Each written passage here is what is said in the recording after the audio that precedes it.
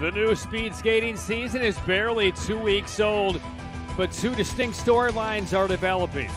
The United States' Jordan Stoltz and Japan's Miho Takagi have stood squarely in the spotlight, dominating all comers. Takagi has won both the 1,000 and the 1,500 meters in both Nagano and here in Beijing.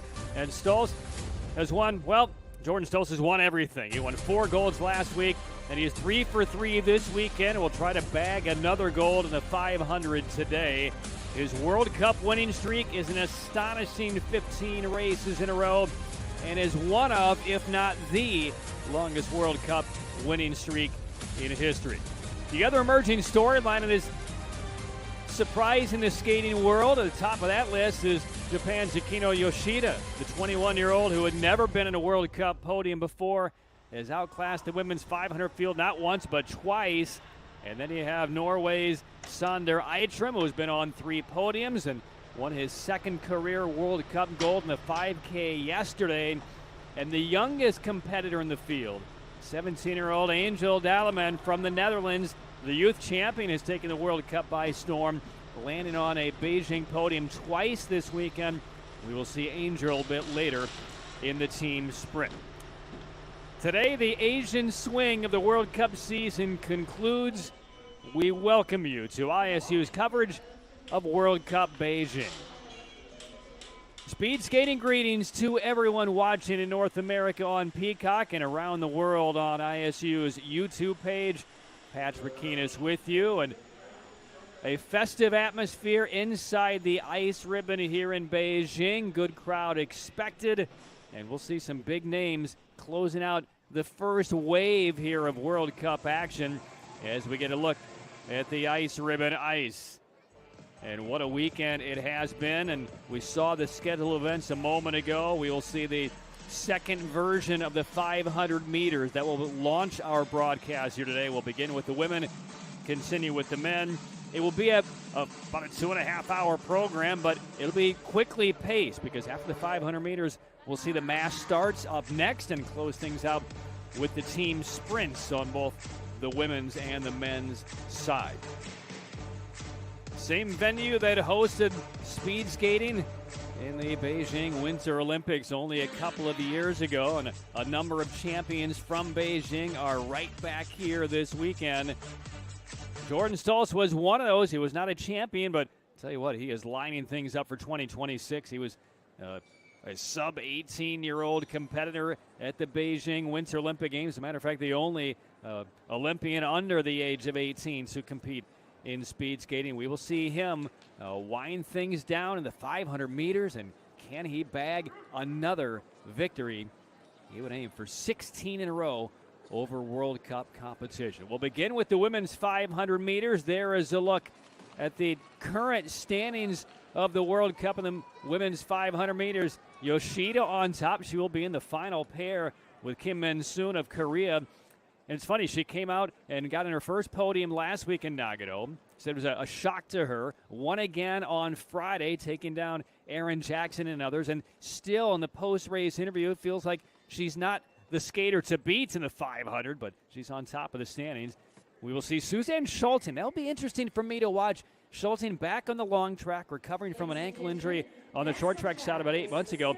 She's shown vast improvement over her first couple of weeks on the long track. And, for me, she's a real dark horse to get on a podium today. It could be her day to get on the podium. She'll be coming out of pair 7 with Kurumi Yanagawa. And there you see Yoshida at the bottom in pair 10. Aaron Jackson, the reigning Olympic champion, in pair 9. So that's the setup. We welcome you to our coverage. And here is the opening of 10 pairs as we open up right on time. And we will see Kaja Zamak-Nogal out of Poland, came out of the B division, third place finish on Friday. And Marit Freders out of the Netherlands, Dutch junior national champion a few years ago, part of the European Gold Team Sprint squad last year. She makes her season debut in the outer.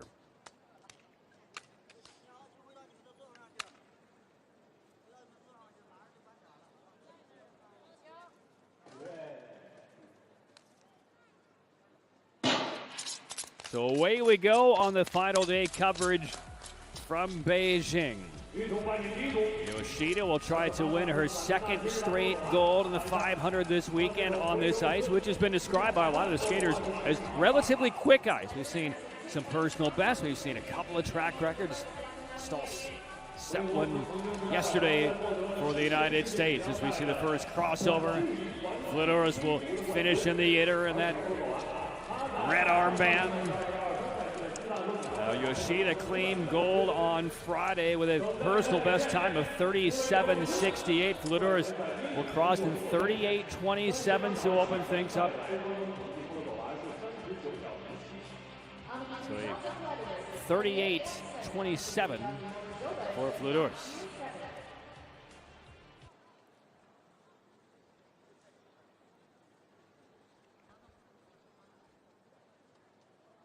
So again, Aaron Jackson, Kimmy Getz, Brittany Bowe, the three Americans in pair 9, 8, and 5 respectively. And there's the 23-year-old setting the early pace with a 38.27. Pair 2, Chen Ying-chu from Chinese Taipei. Pair 2, Inoue, representing Chinese Taipei. Chen finished second in the B division on Friday. And now we will see Jean-Michel Nogal. There's been a late revision to the 10 pairs here on the women's side. Vlasova racing in the opening pair against Flodorus.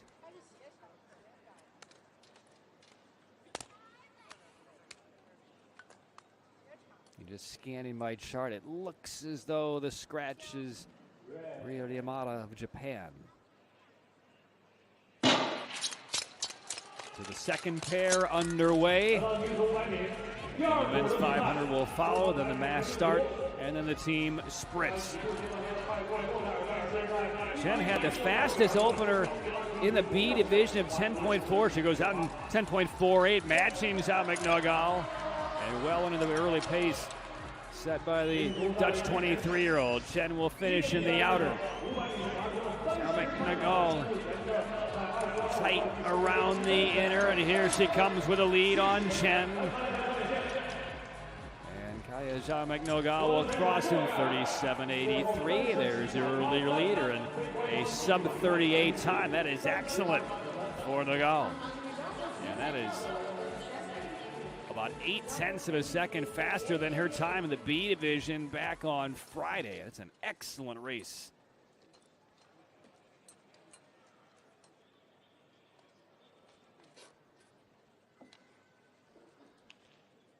So two pairs in. There is your leader. Now to pair number 3. Vanessa Herzog, 29-year-old from Austria.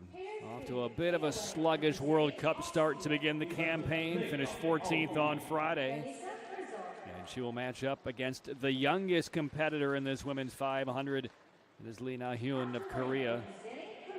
18 years of old, finished in 17th place. We did see Herzog go out a little bit quicker, not necessarily meeting her standards from a couple of years ago, but she had been in the high 10.8s last weekend in Nagano. She went 10.65 in her opener on Friday.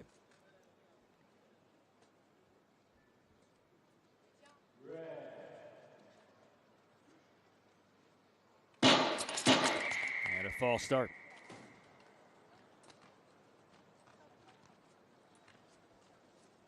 Charged against Herzog.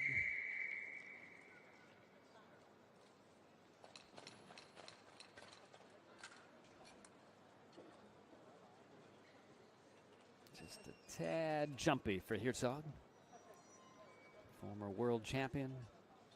Go back 4 or 5 years ago, Herzog and now Kadaira were in a match race for the top of the podium at this distance basically every World Cup weekend.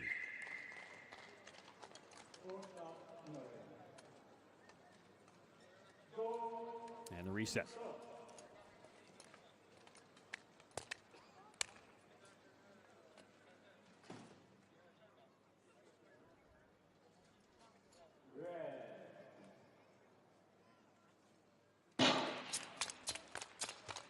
So we'll check Herzog's time in the opener here. Again, she was 10.65 on Friday. And will the trend continue on the upswing for her in the first 100 meters? 10.68. And he goes out in 10.56. The 17th place finish on Friday, drafting off of Herzog. And Lee will come around the final bend on the inner, an opportunity to take down Herzog. And this is a tight one. Herzog making a charge the final 15 meters. And but as Herzog will get there in 38.38. Slightly better than her time on Friday by 600ths.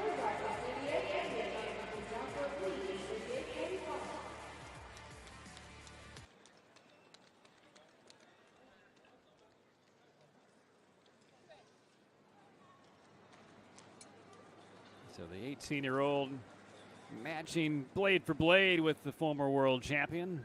Herzog pips her at the line, barely.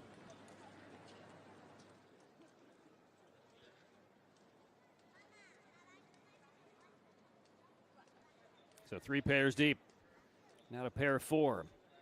One of the faster openers we saw on Friday from the Canadian. As on the inner is Michelle Leong.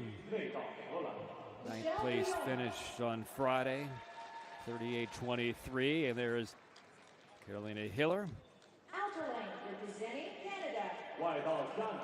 Out quickly, but her first full lap, final lap of the 500 was 28.05.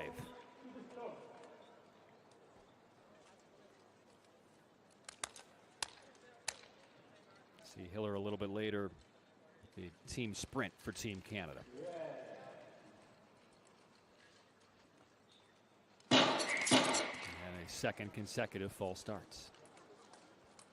We saw Voskamp of the Netherlands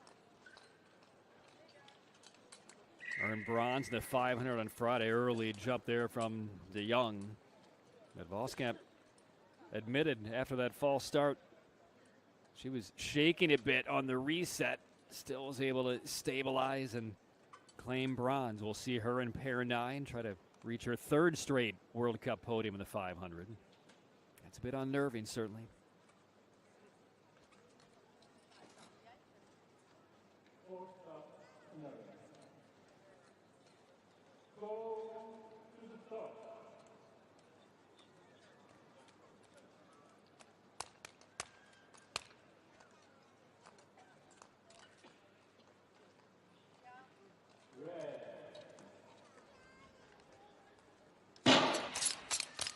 Clean start here, a little bit sluggish off the line though for de Jong. She's lost some early time. We'll check Hiller's first 100, 10.48, de Jong at 10.83. Just didn't come cleanly off the start line. The draft for Hiller, if she can get up a little bit tighter against de Jong, she'll finish on the inner. Young driving in the outer, coming out of the corner. Hiller in front. Well, she goes sub 38. Here comes de Jong, a nice little push at the end. 38 lows, 38 mid for Hiller. 38.42, 38.36. Still well off the pace by more than a half a second. Good recovery though by de Jong. Again, called for the false start, but coming off the line. Didn't seem to have early traction, but recovered nicely down the stretch. And took down Hiller, who again just faded a tad over the final 150 or 200 meters.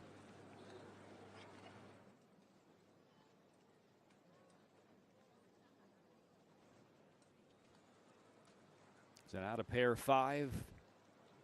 And this will feature Kristina Silieva out of Kazakhstan. Top 10 finish on Friday, finishing 8th. Here's a look at the 24-year-old.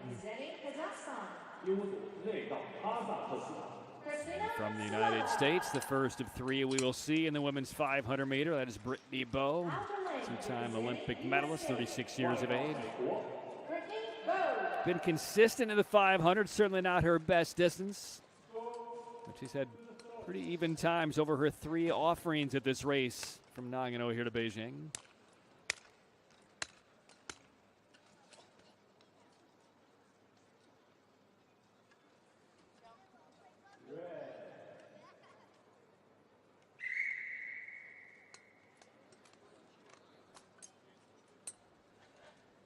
Put aside by Brittany Bowe. We get a third consecutive false start. This one charged against Silieva, Kazakhstan.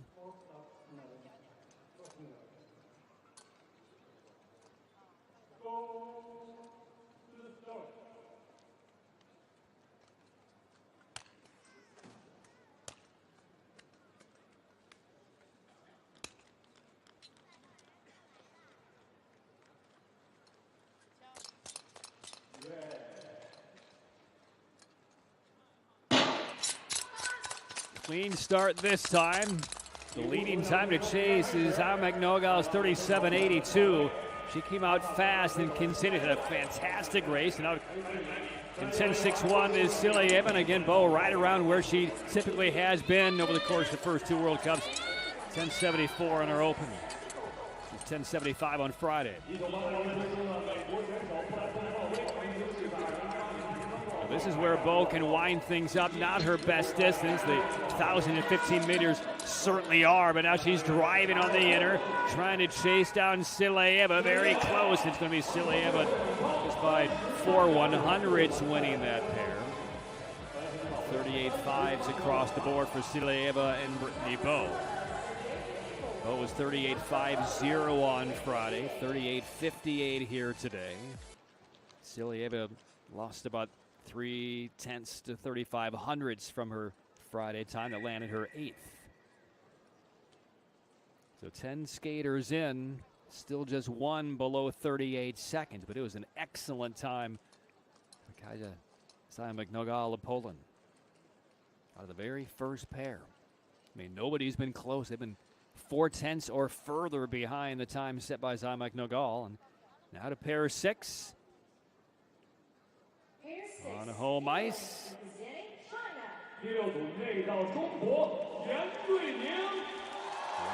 Renine, big applause from the partisan fans. And there's the 24-year-old from the Netherlands, Naomi Verkerk.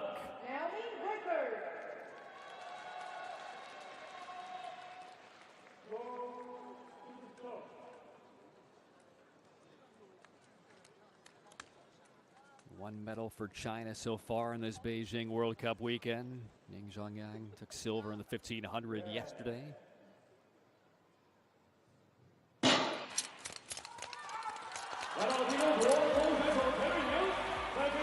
Don't expect these two to be flying in the opening 100 meters. Again, Zhao McNogal was in the high 10.4s, down to 10.59. That's 5th at this early stage. She is exhorted by the crowd. The draft by Verkerk. Xian boomeranging around the corner, gasping for air. Verkerk grabs the lead on the inner, and here comes Naomi Verkerk. And Verkerk will not break 38 seconds either. 38.36, 38.61. So this is around the time where things get a little bit interesting after you put down a really good time in your opening pair, as Zhao McNogal did, a 37.82, and nobody's been close to her in the ensuing next 5 pairs. And now we get to the top-seeded skaters coming out of Friday. And again, my dark horse coming into this 500 is in this next pair. That's Suzanne Schulting. We've seen great improvement from Schulting from her 2 races last week in Nagano to the race on Friday. She was much, much quicker in her opener, 10.54 on Friday. She was sitting high 10.7s to low 10.8s last weekend. And Karumi Inagawa, 12th place finish. Schulting just off the podium back on Friday, finished 4th. Behind Yoshida, Leerdam, and Voskamp. Now Leerdam is not entered in this second running of the 500. So we'll see how Schulting fares. Is it her time to get on a podium?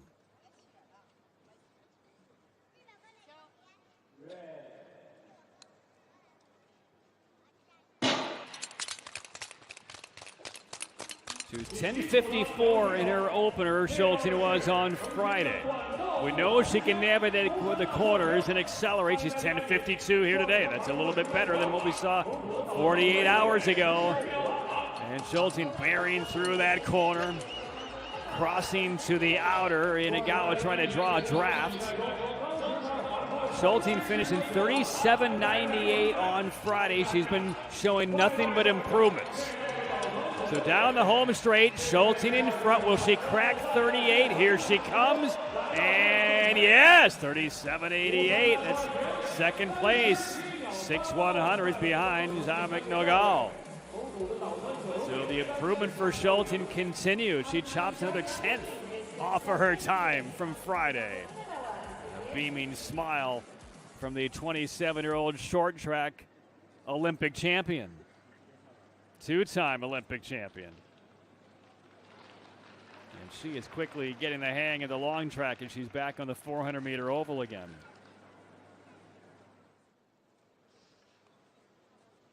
So a 37.82 for Zamek Nogal, still holding up, but Suzanne Schulting clocks in 37.88 and just getting better by the race. And there are the updated standings here in the 500 meters. Only 3 pairs to go. And Zamek Nogal holding up. There's only been one skater faster than her time this entire weekend in the women's 500. And that was your champion, Yukino Yoshida. So to pair 8, Anzelika Wojcik finished 5th on Friday with a 38 even. There's Kimmy Getz, the 30-year-old Olympian from the United States.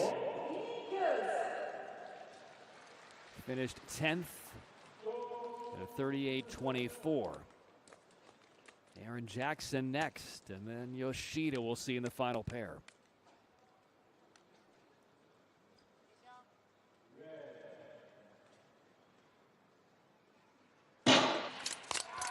Wojcik had the 5th fastest opener of all of the female competitors on Friday. That's because Chen on the B division was 3rd fastest. Wojcik was 10:41 then. She's 10:40 today. Gets 10:57. And she is far behind Wojcik right now.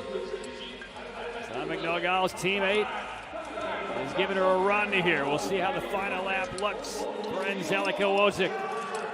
She was on the podium silver last week in Nagano. She's going to win this pair. What will the time be? 37.89. Good for 3rd. And right now, Poland is 1-3. Schulting at 37.88. Barely stays in 2nd place. So Wojcik drops about a 10th of time from Friday. That'll put her in contention. So 2 pairs left. Good to see Wojcik back on the podium for the first time in a couple of years last week in Nagano. And right now she's sitting in a precarious 3rd place position with Voskamp, who's been on a podium 2 500s in a row, Aaron Jackson, Yukino Yoshida, Kim Min-sun. So very tough competitors, these last 2 pairs, if you're sitting 3rd. And this will be a terrific pair. Dion Voskamp, 2 straight World Cup podiums. Silver last Sunday in Nagano, bronze on Friday. She was the fastest opener of anybody at 10.37. And there is the always stoic on the ice, Aaron Jackson, the Olympic champion of the United States. She was 10:39 on Friday with her opener, so this should be scintillating with the opening 100 meters.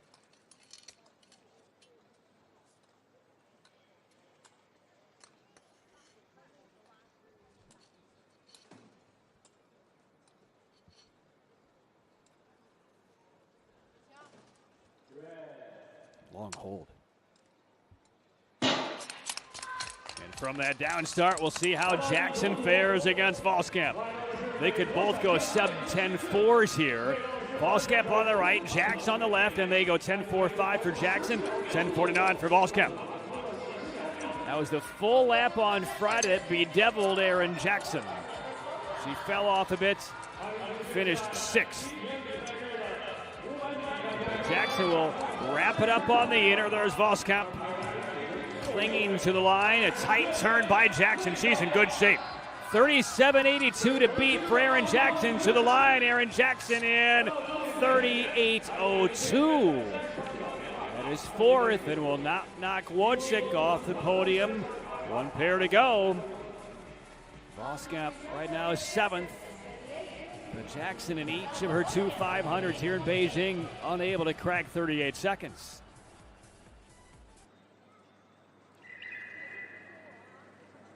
So Jackson right now sitting fourth. And she'll miss the podium each 500 here in Beijing. The opener was 10:45 for Aaron Jackson, a little bit slower by 600ths from Friday. So this is it, final pair. Kaja McNogal from pair one still leading. And here is Yukina Yoshida. She does not consider herself a real contender for the World Cup 500-meter title. That's despite two 500 golds already. And Kim Min-sung, seventh place finish on Friday. Yoshida on Friday was not just a gold medal winner, but a personal best in the 500, 37.68. If she replicates that, she doubles up here in Beijing. 37.82 is McNogal's time.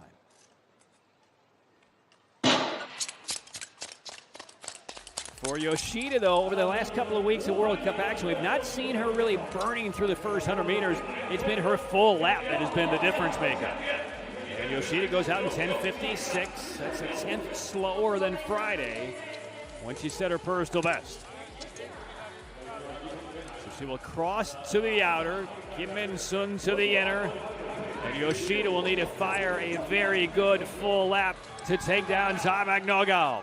And here they come out of the turn. Kim and Yoshida, stride for stride. Yoshida coming to the line. Is it good enough? No! And the winner out of pair one, Kaja Zai McNogal of Poland. A 37.82 out of the opening pair. And the 27-year-old has it. And Suzanne Schulting will be on the podium taking silver.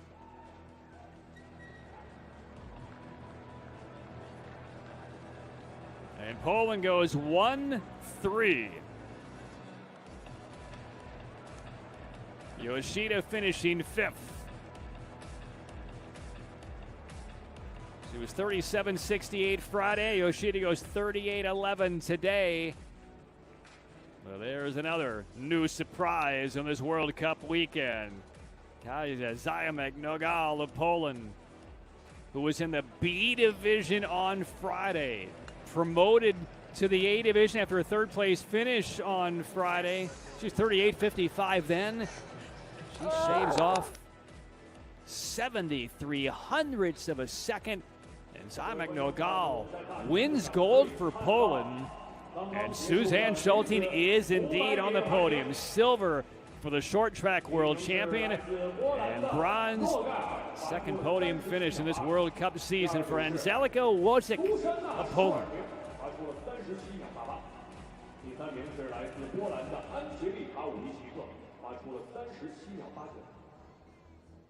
Ladies and gentlemen, the results of the second 500 meters women are on the scoreboard. First place, Kaja Zai McNogal from Poland.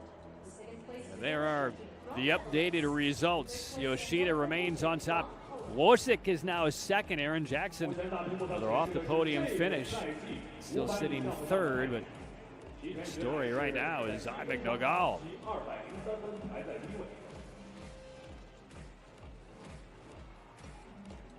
And for Zai McNogal, that is her first, not only her first World Cup podium gold, she claims it in the 500 from pair one.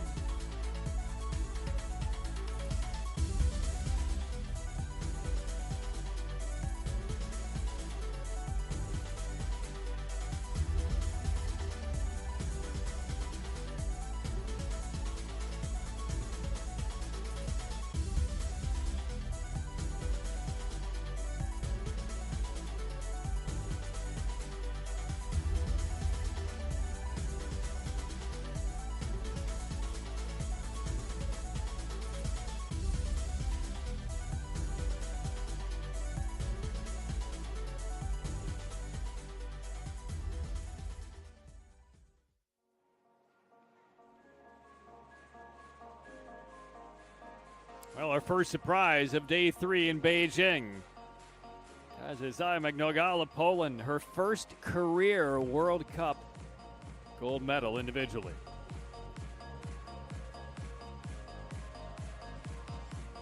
Now to the second of our 6 events. We'll get to the second running of the men's 500 meter. And I don't need to tell you what the dominant storyline of this race will be. It is Jordan Stahls of the United States. 15 consecutive World Cup wins. You go back to last year when Stahls in Salt Lake City claimed all 4 gold medals. Then in Quebec the following week, won 4 again. The World Cup season began last weekend in Nagano. He won all 4, and he's 3 for 3 this weekend. In between, yes, World Championships in those 3 distances, 500, 1,000, and 1,500. Then the world record-setting all-around gold medal. So he's been basically invincible for a calendar year, and we'll see if he can enter a little bit of a break before the World Cup season continues in about 6 weeks' time with a 16th consecutive World Cup win. There you see the standings. 60 points for victories. Stahls has 3 of those already. Shinhama will not be racing here in this 500 meter today. Yenin Debo will. He's been very close against Stahls over the last couple of weeks, but nobody has been able to take him down.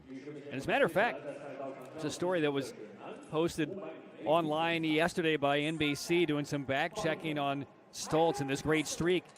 There has been no official confirmation yet on if this is a men's World Cup winning streak record for Stahls, sitting 15 in a row. They had no confirmation. They went back. I mean, World Cup began back in 1985. Sven Kramer won 9 straight races back during his heyday. On the women's side, Gunnar Niemann Sternemann won 23 in a row back in the early 90s. But on the men's side, this very well could be the longest individual gold medal streak ever. We will see Stahls in pair 9.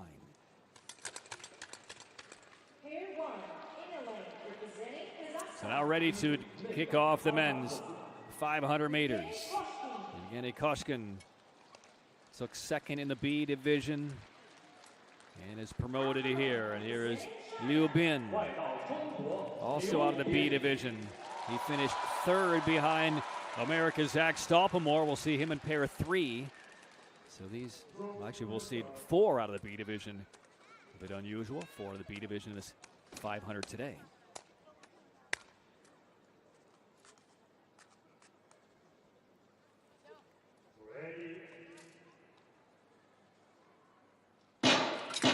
And it looked like a little bit of a flinch with the right arm by Koshkin on the inner for Kazakhstan. It is a false start on Yevgeny.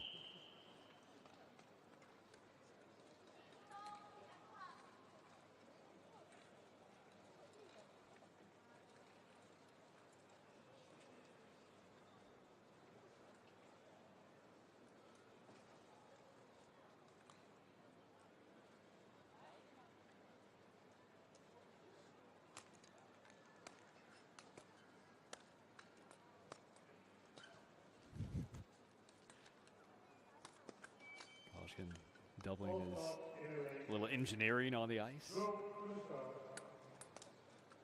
Recalled to the starting line.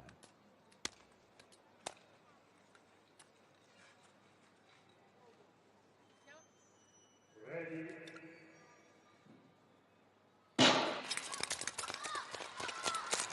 The men's 500 meter second version underway.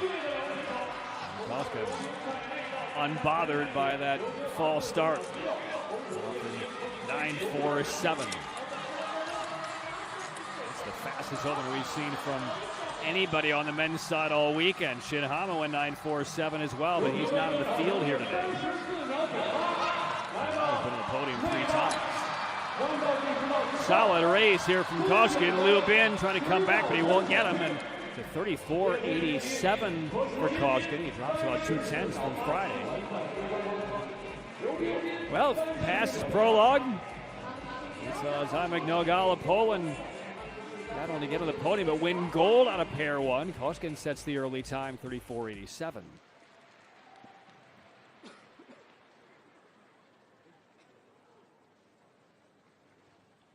$35.18 for Lubin.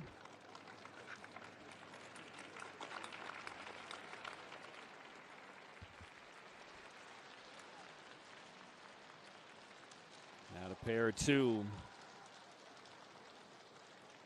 I saw two skaters from Poland on the podium on the women's 500. And Piotr Michalski, also from the B division, actually finished 7th in the B division on Friday, but still finds himself in the A division here today. Katsuhiro Karatsubu, who did not pick up any World Cup points in this 500 on Friday. He was disqualified.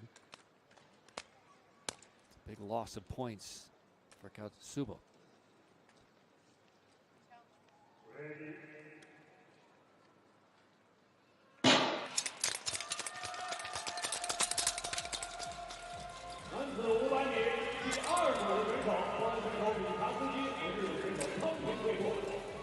Katsubo out 9.65. Koskinen down to 9.47.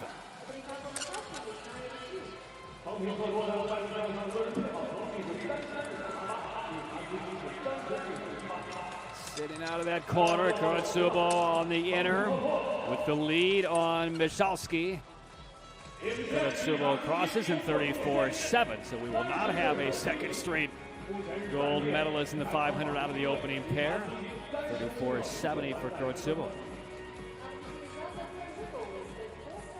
A lot of points to lose when you're disqualified. That will really hurt his overall World Cup ranking, getting 0 out of Friday's race with the DQ. To put it in perspective, we are expected to see Laurent Dubray in the final pair. We saw him on Friday in the 500, clearly hobbled by a groin injury suffered last week in Nagano. But Dubray was able to finish the race, certainly dead last, in 46.48, but he still was able to net 22 points by finishing the race. And he's expected to show more of the same today, but he is going to be in the final pair. So now to pair three, Yamato Matsui, 27-year-old from Japan, and here's the American who won the B division on Friday to get promoted here to Sunday's A division, Zach Stoppelmoor of the United States.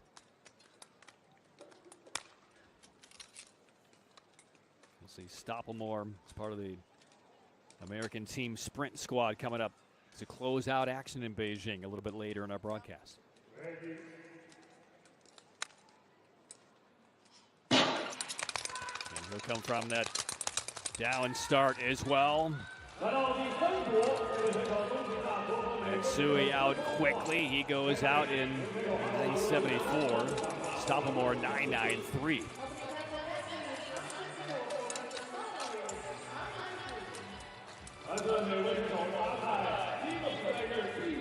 Stoppelmoor cuts the corner. He'll finish in the inner. Making a move on Matsui. Stoppelmoor closing strongly. He will 35.19 for Stoppelmoor. He will barely win the pair. 35.20 for Matsui. Half second off the top.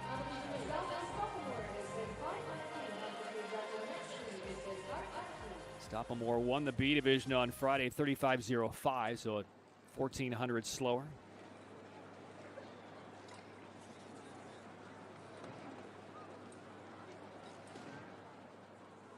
There's a lot of time, though, lost by Stoppelmoor on that opener of 9.93.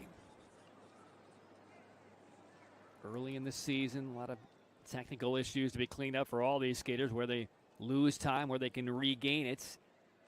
And one of the guys who's been kind of on this slow improve, who has been injured and dealing with some injuries over the last year and a half. The Olympic champion, Go Ting-yu. Big applause for the Olympic champion on this ice in Beijing. And Bjorn Magnuson of Norway. Both skaters 26 years old. Magnuson finished 15th on Friday.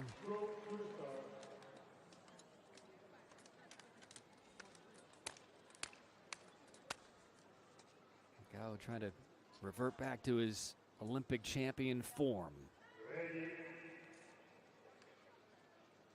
He's got a fairly upright stance, driving ahead. And go set the pace in the opening 100 at 9.54. That's pretty brisk. So go will lead the charge down the back straight. Magnuson draws the drafts. There we go. Oh, almost put that left hand down on the ice coming out that corner. Lost his balance and lost a ton of time. Magnuson, the easy drive-by, and he will finish in 35.02 and 35.59. Go just again lost the balance. That couldn't tell if the finger actually hit the ice or very close to it, trying to hold his balance. And that's where this effort was lost. And here it comes out of the corner. Watch that hand. Yeah, it looked like that index and middle finger actually did just scrape the ice. Costly. Because the opener was strong. Stronger than what it was on Friday. And now we come to pair 5. And the time at the top. Katsuhiro Kuratsubo, a personal best of 34.7. There's Sebastian Dennis, 6th place finish on Friday. A good day so far for Poland. There's Damian Zurich. 34.9 on Friday, finishing 12th.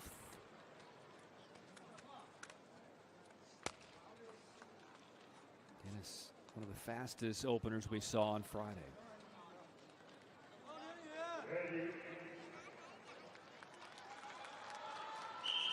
Dennis just could not steady his body, could he?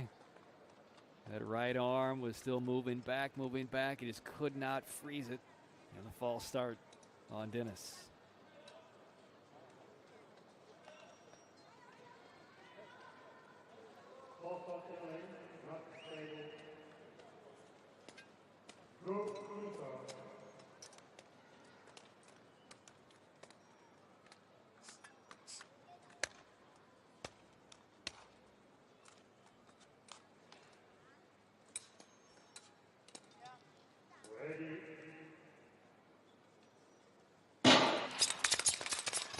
Clean start this time. And Dennis really motoring with those strides toward the first 100. 9.64. 100 faster than our current leader. That is not the fastest opener we've seen, but 100 faster than Kuratsubo. Dennis, one arm behind his back, churning out of the corner. And here comes Zurich. He will finish on the inner. And Zurich will take the pair, but he will be short of the time from Kuratsubo. 34.92 for Zurich, right about what he skated on Friday. So the lead still belongs to Katsuhiro Kuratsubo. Stoltz took gold on Friday in a track record 34.27. So even though that was a PB for Kuratsubo, that's a half second, 4,800s to be exact, slower than what we saw from Stoltz on Friday. Pair 6, Italy, representing Poland. So now to the back half of the draw in the 500 meters. 8th place finish on Friday for Marikania. And here is Wataru Morishige. Found himself on the top of many 500-meter podiums just last year in the World Cup season. Yet to find his gears so far in 24-25. 11th place finish on Friday. Ready.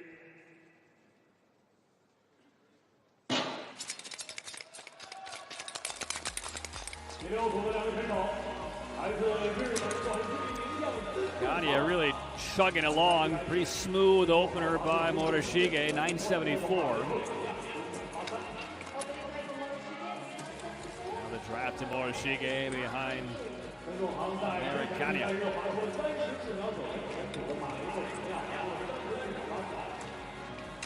Morishige 34-9 back on Friday in front of Kanya, trying to track him down in the final couple of strides. Morishige will get there and 34-79.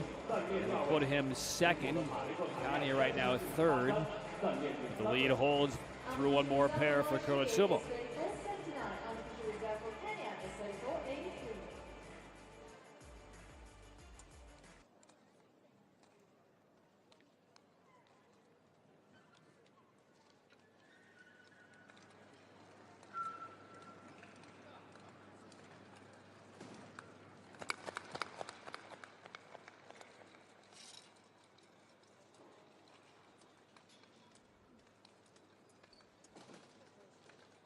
Four pairs to come.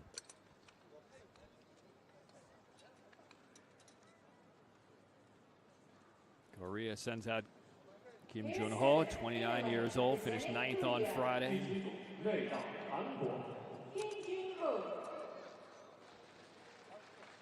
We'll see him come out very quickly in the first 100. And the veteran from Estonia, Martin Leave. Top 5 finish on Friday, trying to get on the podium here.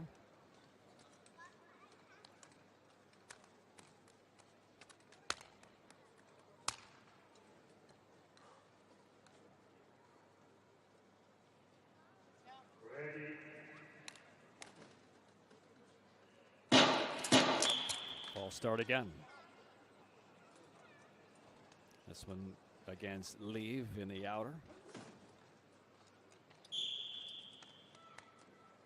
Watching these skaters awfully closely.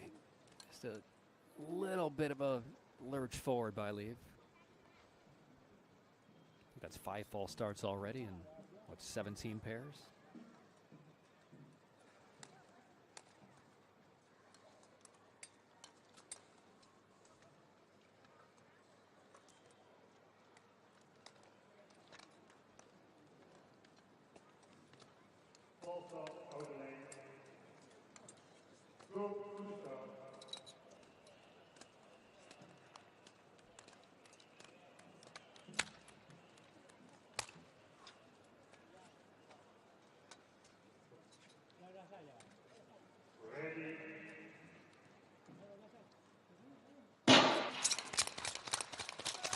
Off cleanly in pair 7. Kim Jun-ho finished 9th on Friday. Again, one of the faster openers we saw, and he's faster today at 9.5. 9.54 on Friday. So will this transfer to the full lap? Faded a bit. 25-3 last lap on Friday, trying to hold his form around the corner. Leave, swings a little bit wide. Powering on the inner, but it will be Kim Jun-ho claiming it. He does grab the lead, 34-67. So he does put it all together. So Kim Jun-ho, your new leader, a 34-67. 2/10 faster than Friday.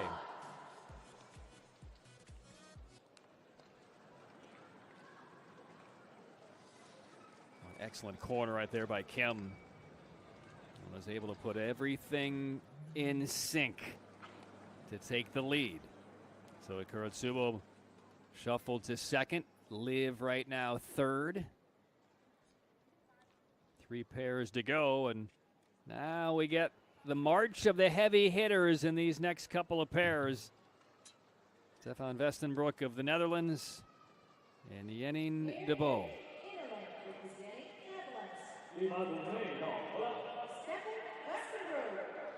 So there's Westenbroek, 10th place finish on Friday.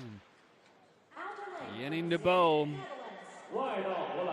he knows there's going to be a great rivalry between he and Jordan Stoltz over the next several years. They're both 20 years of age. Stoltz has gotten the better of him every single time, but de Bo basically saying, don't sleep on me. He knows he can beat Stoltz. He just hasn't done it yet.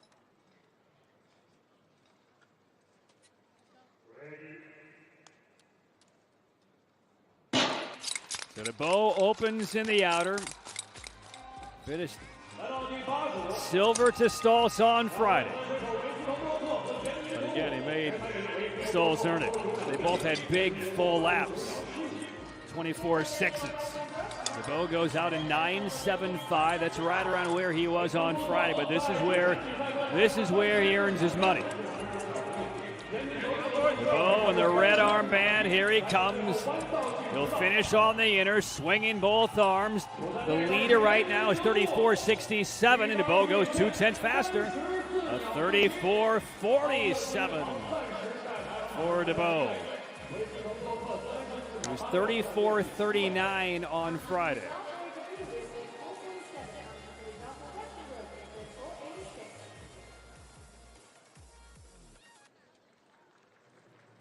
Westenbrook 34.86, 7th. So once again, Stoltz will come out after DeBow put up a big time. But Jordan Stoltz went 34.27 on Friday. DeBow, your leader, with 2 pairs to go, 34.47.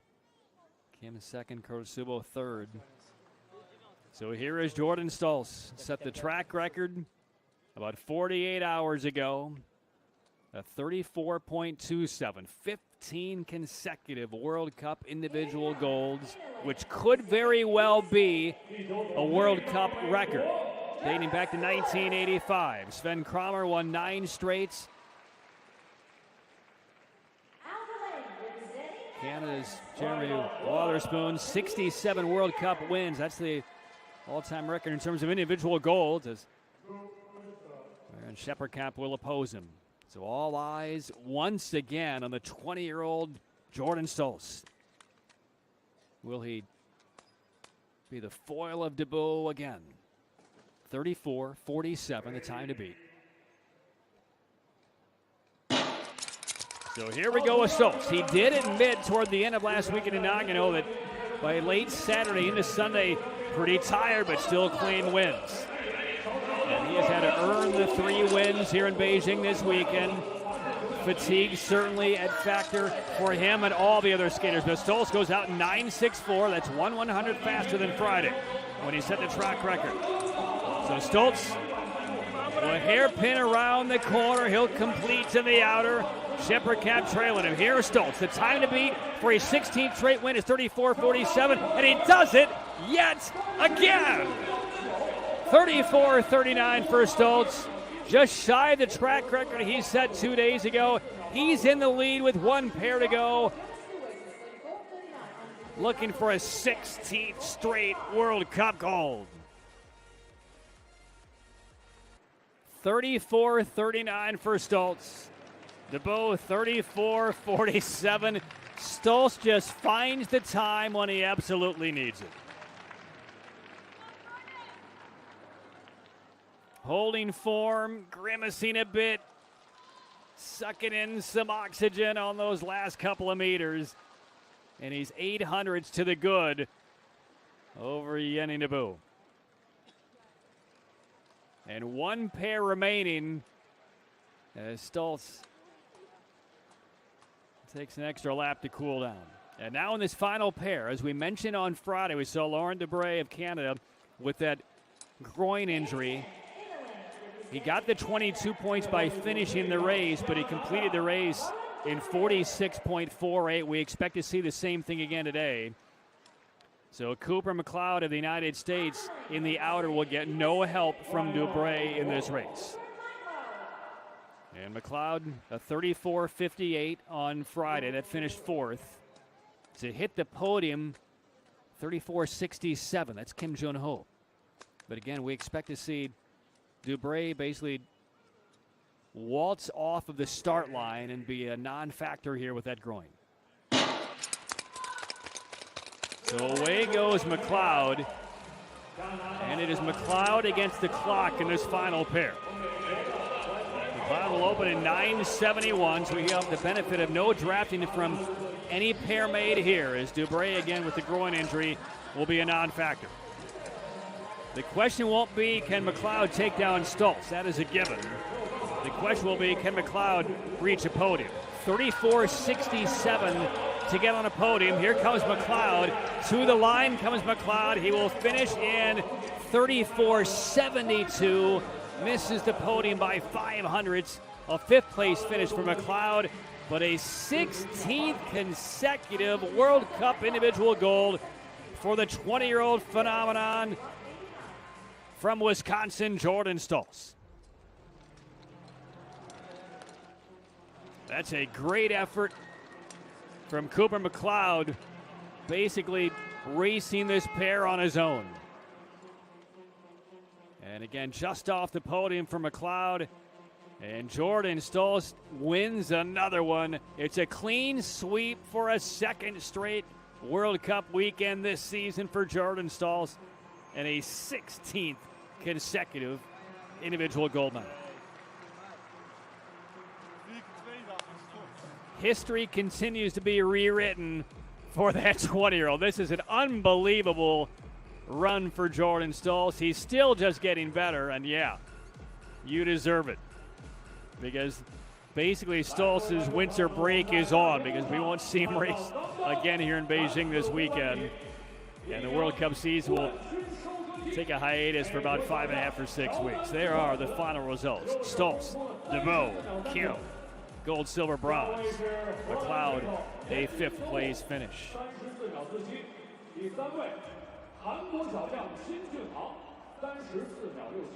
Now a little bit of rest begins for Jordan Stolz.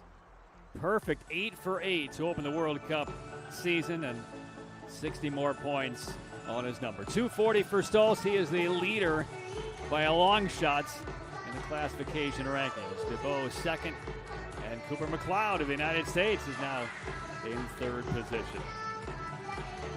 So we will have a little bit of a break as they resurface the ice, and we'll come back with the mass starts. The women and the men are on the way. Jordan Stolz for the 16th straight individual event, gold for the United States in World Cup. Mass start coming up. Don't go anywhere.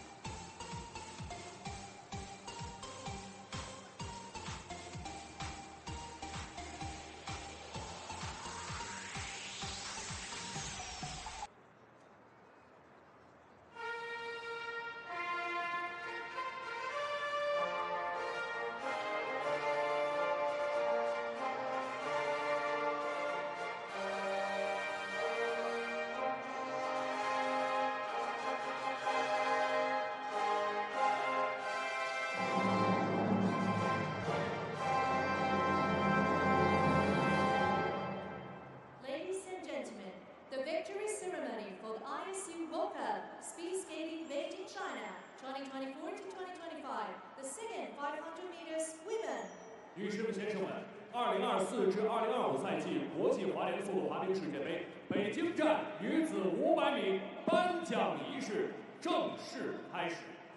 ISU Council Member Mr. Sergio Anasi will present medals. Deputy General Manager of Beijing National Assets Operation Company Limited, Mr. Guo Zhiguo will present prizes. 接下来将由国际滑联理事塞尔吉奥·安内西先生颁发奖牌，由北京市国有资产经营有限责任公司副总经理郭志国先生颁发纪念品。 Bronze medalist representing Poland, 红牌获得者来自波兰。 Anzelika Wojcik.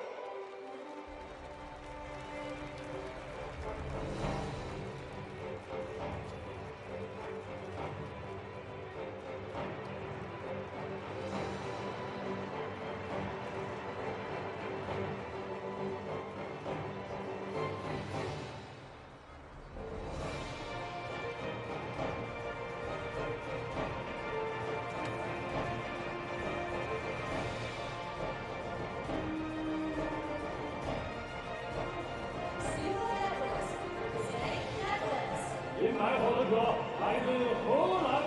Suzanne Shooting.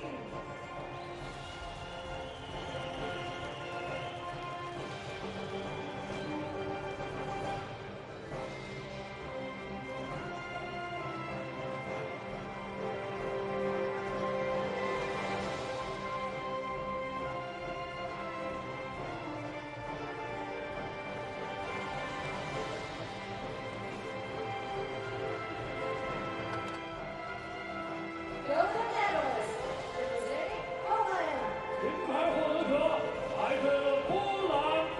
Anna Sronenko.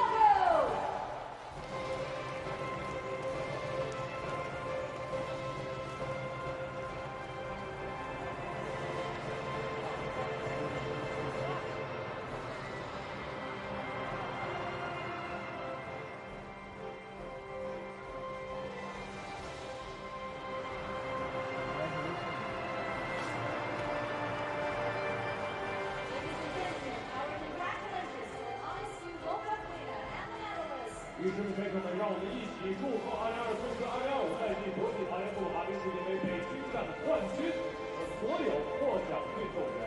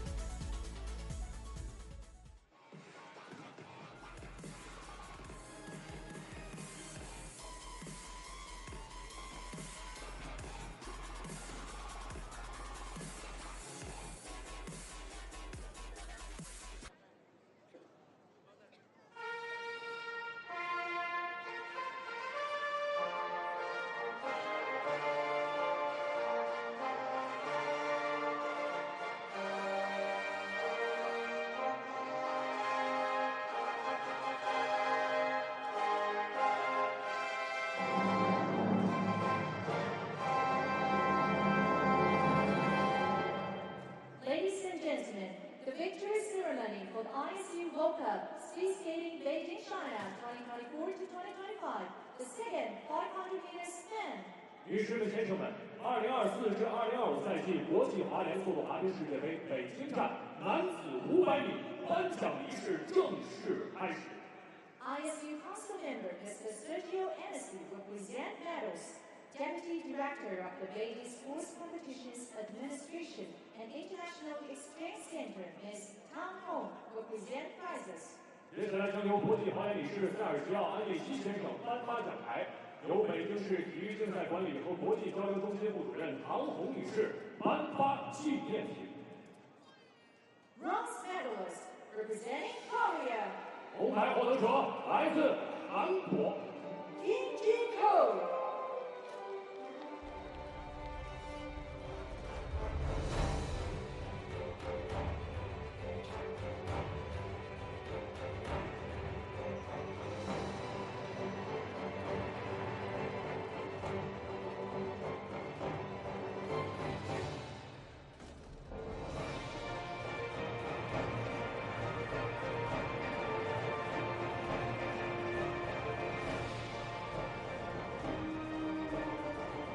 Silver medalist representing Netherlands. 银牌获得者来自荷兰。 Yannick Jahu.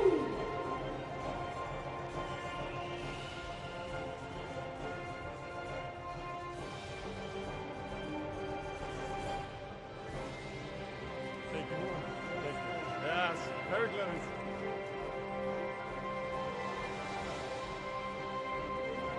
Thank you. Thank you.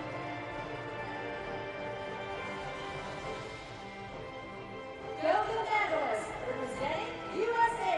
银牌获得者来自美国。 Jordan Stewart.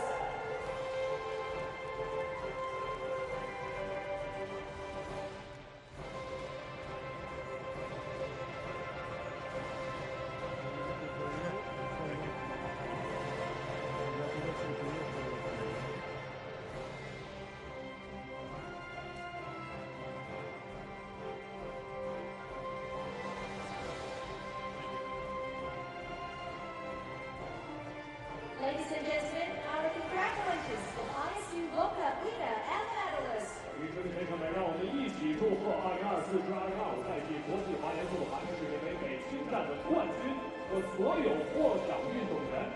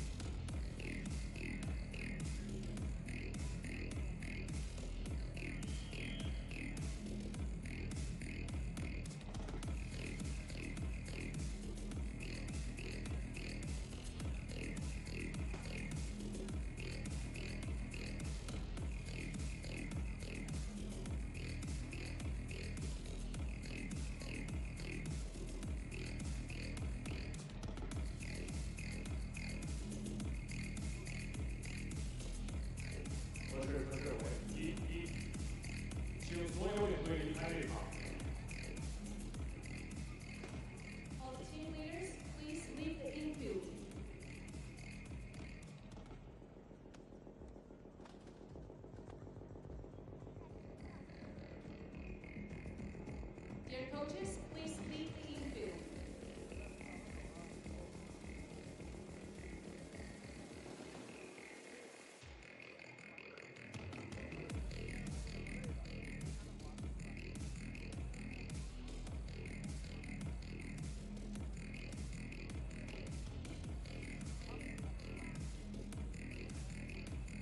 Back to the ice ribbon in Beijing, ready now for the women's mass starts.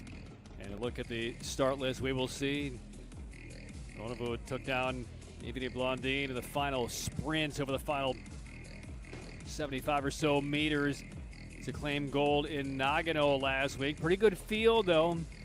It's an interesting race last week with Blondin, two-time reigning four continents gold medalist, the Olympic silver medalist.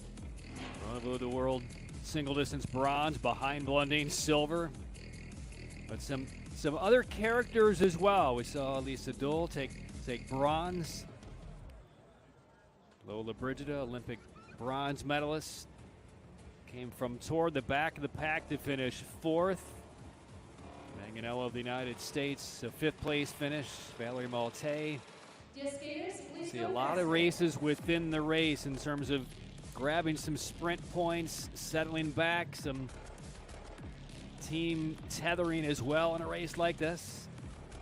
For Grenoble, she was 12th after 8 laps, and it really didn't make a move until really a couple of laps left. Blondin, meanwhile, essentially was top 4 over the final 8 or 9 laps of that race.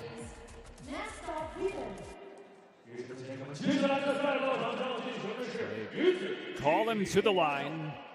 Blondin second from the right to the front row. Grenoble to her left in the yellow helmet, indicating the World Cup classification leader after the 60 points that Grenoble earned last week in Nagano. European champion last year. She won one World Cup event in mass start last year, was right here in Beijing. And here is Evgeny Blondin, the Olympic silver medalist. But she likes to race out toward the front, didn't want to get shuffled to the back of the pack. But is beaten on a tremendous last sprint by Grenoble. Here's Lisa Dole. Found her way at the front of the pack by about the 10-lap mark of Nagano's race, winning bronze. And Francesca Lola Brigida back on the ice, effectively full time for the Olympian from Italy. And there's Mia Manganello of the United States. 3 bronzes last year on the mass starts. Did pick up a few extra points on the sprint side last week at Nagano. There's Yang Bin-yu of China. Their only entrance into this mass start, finished 6th last week. If they introduce the opening 6, it's a much quicker introduction of the remaining 14 as they all glide toward the line. Valerie Malte in helmet 7, Greta Myers of the U.S. in the helmet number 9. Park Ji-woo got as high as 2nd place at the 12-lap mark last week. She was leading after 15 laps, then faded to 10th. Fran Van Hout in helmet 13. She won the B Division mass start last week, so she gets promoted, along with Hannah Noake of Japan and Aurora Grinin Lovas of Norway. So here we go in the mass start. They will fall right in line.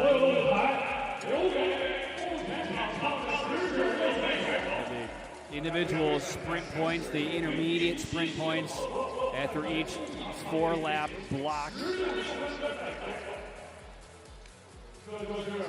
Malte took 3 of those points in the 3rd block last week. Hardy ran out quickly, grabbed a couple of early points in the 1st block last week. Greta Myers of the United States did the same by lap 8, taking the lead.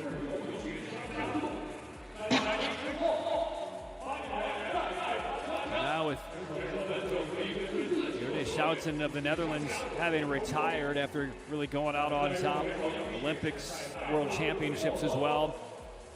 Blondine right there in the number 2 helmet. Talked about her absence and really how that changed the dynamic of the entire mass start with Schouten no longer here. On how races are run, how teammates are working together or not. So there we see the 2 Canadians back to back. Blondine and Malte. So there's the Canadians working together. 2-3 inner picture. The 2 Americans toward the back of that line.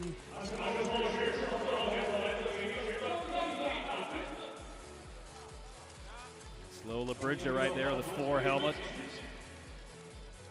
Leading the peloton, swings a little bit in. We'll see what happens with Tass of Belgium and the others.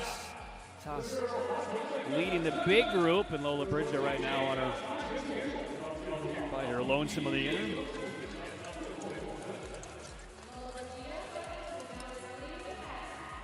So Lola Bridger on top, and now is the first of the 4 sprint laps. So the leader at the end of this 4th lap will pick up 3 points. 2 for 2nd place and 1 for 3rd. 1 skater went down, I believe. That was one of the Americans. And it was. I'm going to get a look and see who that was. I think that was Greta Myers. So here we come now down the home straight to wrap up the opening 4 laps. And Tass is going to get the 3 points. Laura Pavari of Italy will pick up a couple of points. Close for 3rd, that single points. And it'll go to Michelle Uhrig of Germany. That's a tough time for a skater to go down. I believe that was Greta Myers of the United States, because it was at really the start of the sprint on the sprint lap. So a tougher time catching up to the pack. As you see, Duel still on top. Altea Canada 2nd, Lola Bridger 3rd. A look back behind by Dole to see who's now going to take charge and set the pace.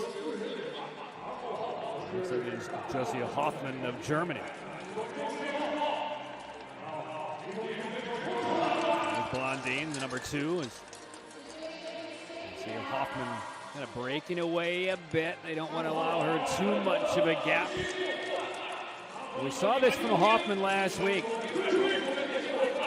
She was in the lead group in the middle of the race and then was leading the mass starts after 10 laps. And Blondine and company not allowing her to really break away.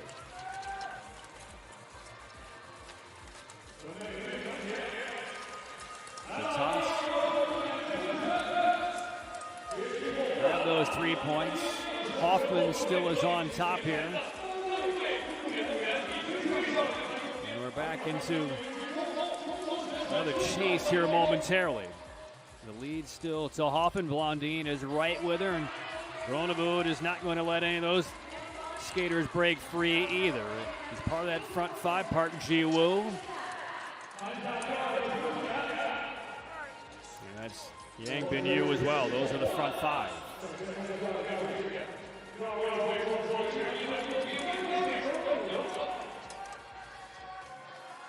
So there are the points awarded. Blondine picks up a couple. Groeneveld picks up 1. Hoffman wins the 3. Now they will settle in and reconfigure. A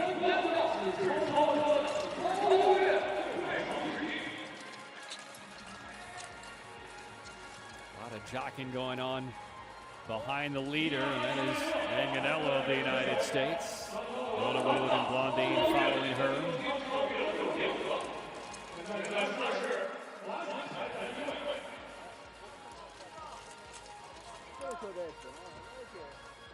So Manganello leading that group of 7 or 8.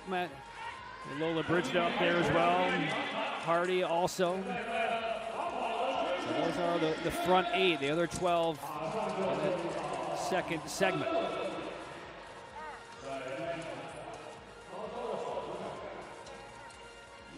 It was a Groeneveld Blondine duel. Gold, silver, bronze last week in Nagano. Duel was in helmet 3. Gronewood in the yellow helmet, center of your screen, number 1. Blondine on the right portion of your screen in helmet 2. And they're now in basically 4 different columns as they come around, and that is Yang Bin Yu.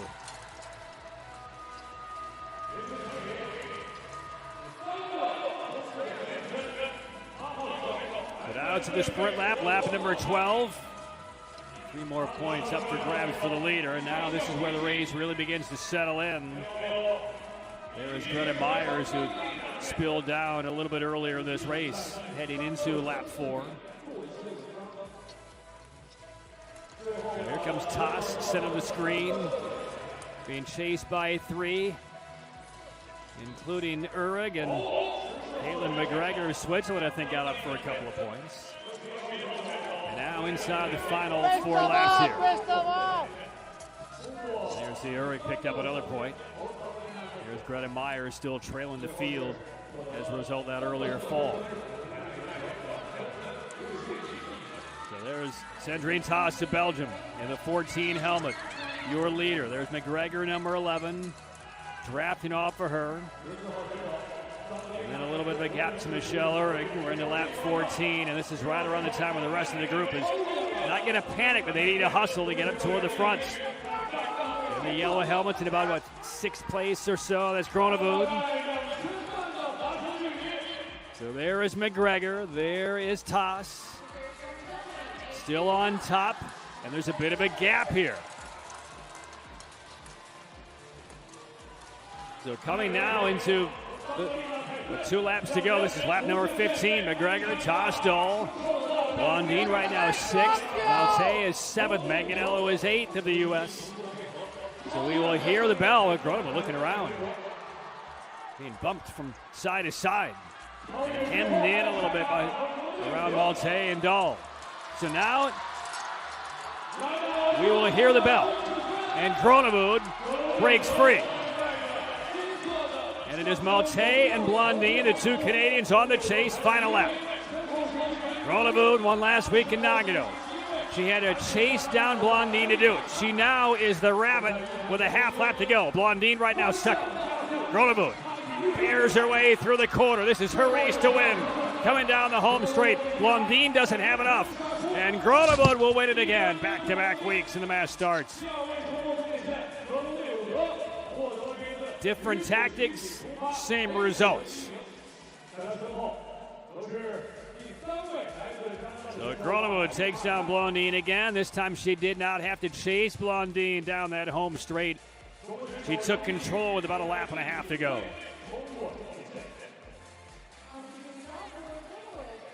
So Blondine finishing seconds. We'll wait on the official results. So the second straight World Cup mass start gold on this ice. For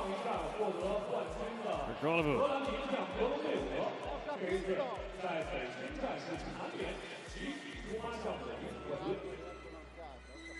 And a silver again for Blondine.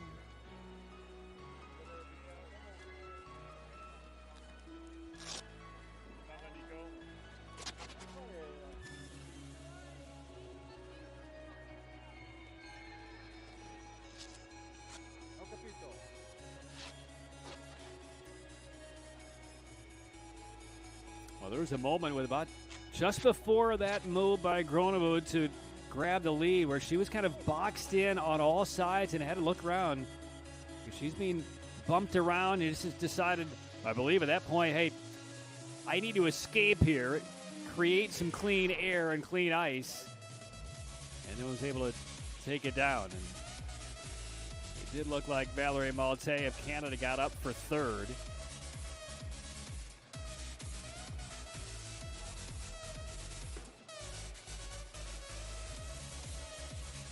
There is a look at now the skater who has won back-to-back mass starts to begin this World Cup season. Your third place finisher, Valerie Malte. There's even second again, silver to Gronewood.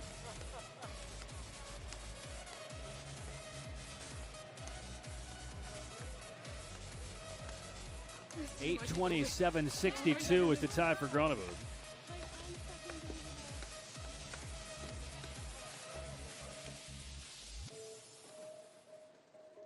There is your gold medalist.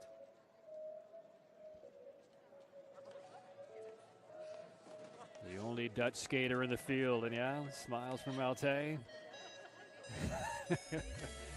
Blondine doesn't look all that thrilled to win silver. It'll be a great duel over the course of the year between all of them. There are the official results. Groningen, 61 points for her win. Blondine picks up 42. Malte, the bronze, 20. Lola Brigida finishing fourth. Yang Bin-Yu of China, fifth. And the second panel, Greta Myers did have that spill, finishing 19th. Manganello of the United States, 13th. So let's just stay tuned.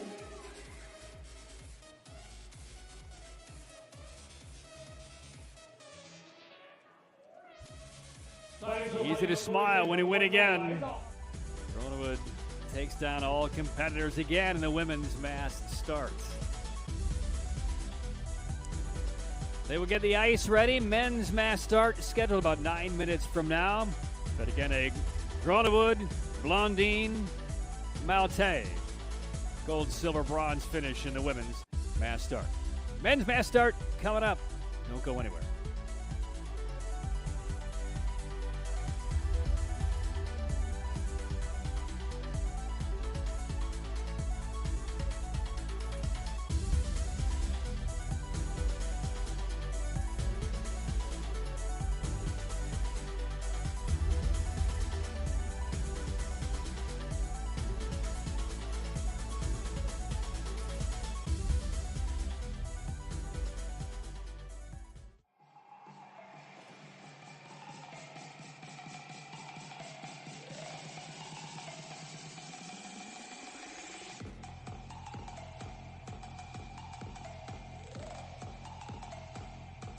在男子集体出发比赛结束之后，还会有短距离团体追逐项目。这项目到时候会看到不同国家、不同代表队的团体上配合。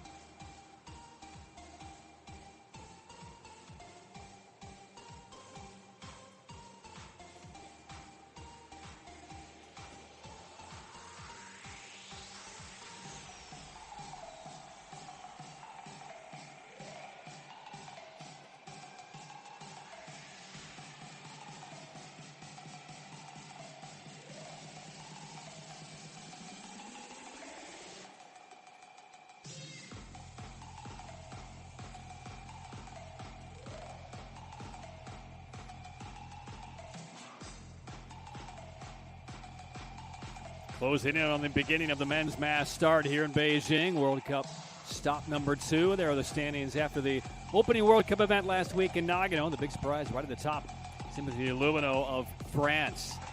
The breakaway worked right at lap 12. And Lumino built up such a big lead. I mean, he was not challenged the rest of the way. Won that going away.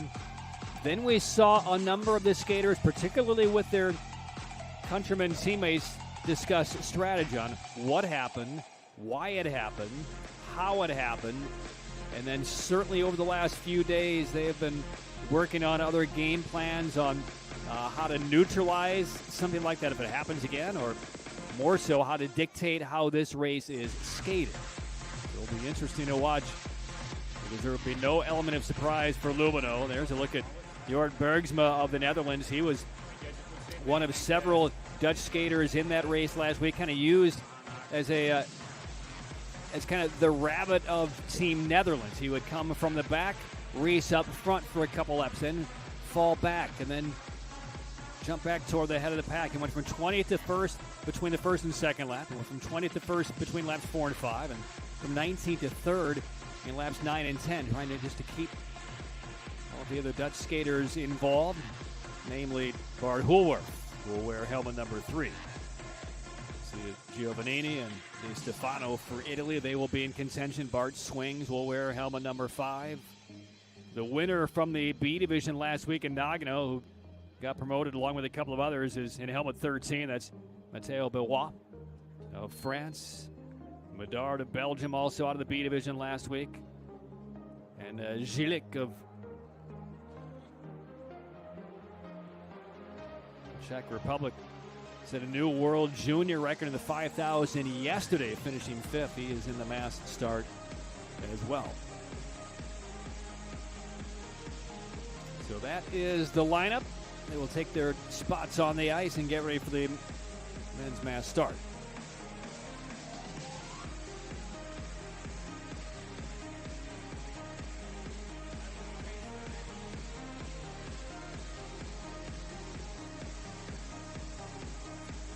Again, this is a race where you can have all the strategies in the world, all the game plans in the world.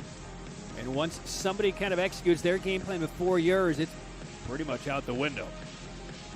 But, you know, there have been a lot of discussions and plot points on how to attack this race since the outcome we saw last week in Nagano.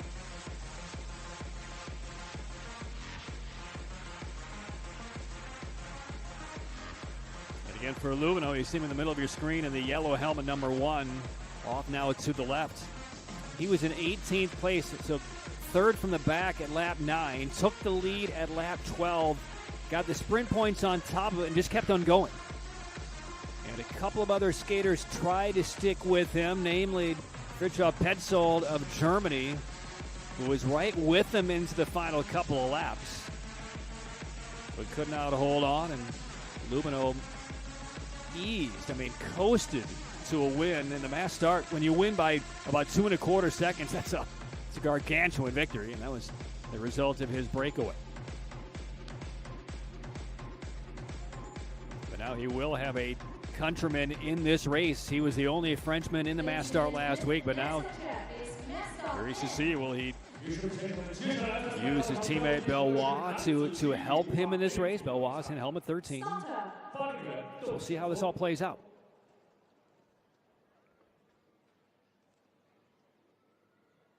And there's a look at last week's surprise champ. Little wink, yes.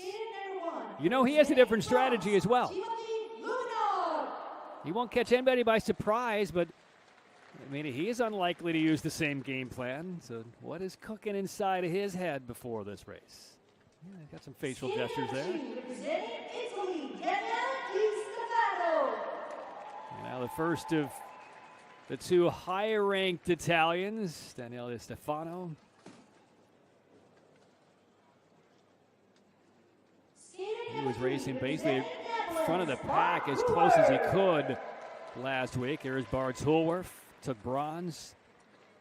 He was more so in the back of the pack most of that race until the final couple of laps. And here's Andrea Giovannini, one of the top mass starters in the game. And helmet 5, the Olympic champion on this ice, Bart Swings. Mass start specialist. And in helmet 6, Fridtjof Petzold. He took 3 sprint points in the second block. He led 5 laps of the race last week, and again was with Lubino up until about the final 2 laps. So it's basically Lubino, Petzold, and then the rest of the gang, and then Lubino broke free from Petzold and wanted going away. Livio Wenger in helmet 7. Polka was a guy we saw last week who tried to race out early. Polka in helmet 10 from Poland. Ethan Seperin of the United States in helmet 16. And away we go. So just Seperin, he's the only American here in this mass starts. Now everybody on the chase of Lumino. They know what happened last week. Plus he will stick out like a sore thumb with that yellow helmet. If you lose track of where he is, it's pretty easy to spot.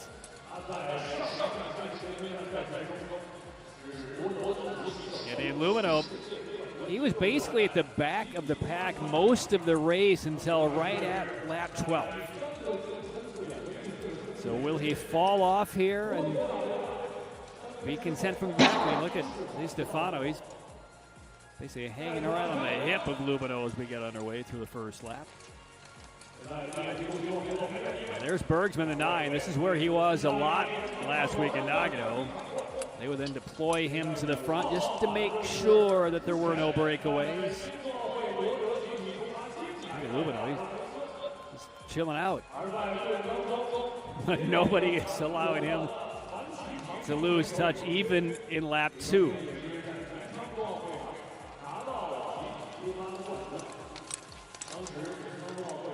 We'll get a sense of at least the early race strategy here after one more lap and see who wants to push the pace and try to take the first 3 points of this race. Zilek again set the world junior record of the 5,000 yesterday.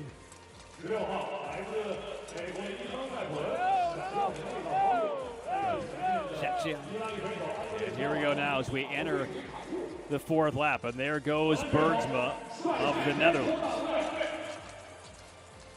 Bergsma, 38 years old, oldest by far of all the competitors here in this mass start.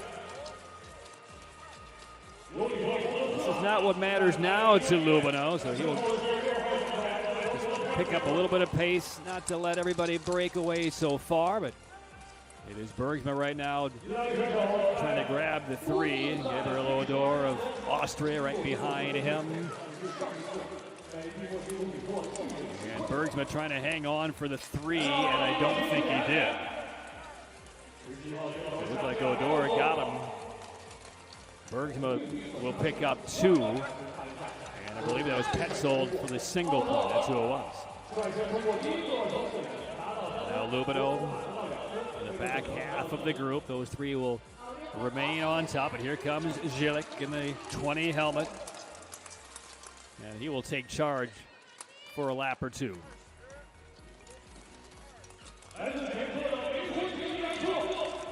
Bart Swings was a guy last week in Nagano. He's a guy who, you just watch his mass start history of all the great successes he's had in the Olympics and the European Championships and the World Championships. He generally likes to be in that kind of top 4, top 5 cluster. That's right where he is for Belgium in helmet number 5. Right there on the left side of your screen. Still Zilek, Bedard, Noah, top 3. Seperin for the United States right now 4th.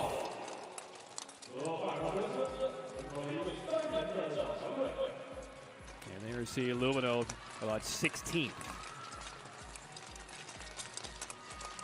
And again, that's about where he was the first 8 to 10 laps of last week's race. So no surprise, that's where he is now after opening up the race in the yellow helmet and leading the way for the first couple laps. We're into our second intermediate sprint lap. Seperin of the United States is jostling with Zilek. Seperin takes the lead. Bellois of France on the right side of that second level. It's going to be Seperin of the U.S. to grab the 3.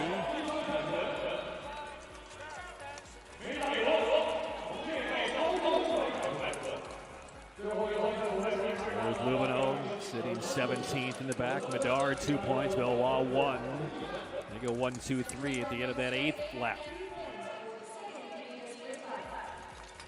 So there will be one more mid-race intermediate sprints. The leader after lap 12. That's where last week's race began to take shape. And by shape, I mean a straight line by Lumino of France.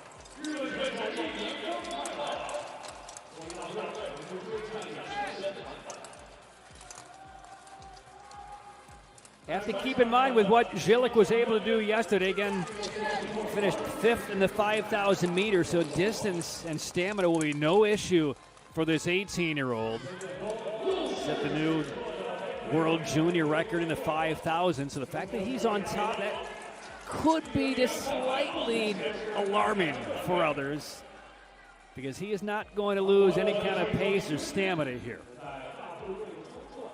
And there's the rest of the pack, about the final 15 back there, and there's Lubino still sitting about 16th. And Gillick from Czechia and Indra Madar of Belgium right now are 1-2. Seperin leads that second group in third place. And there's Lubino now about top 12 in the yellow helmet. No time to panic for any of the skaters. That's 6 through 20 right there in that pack.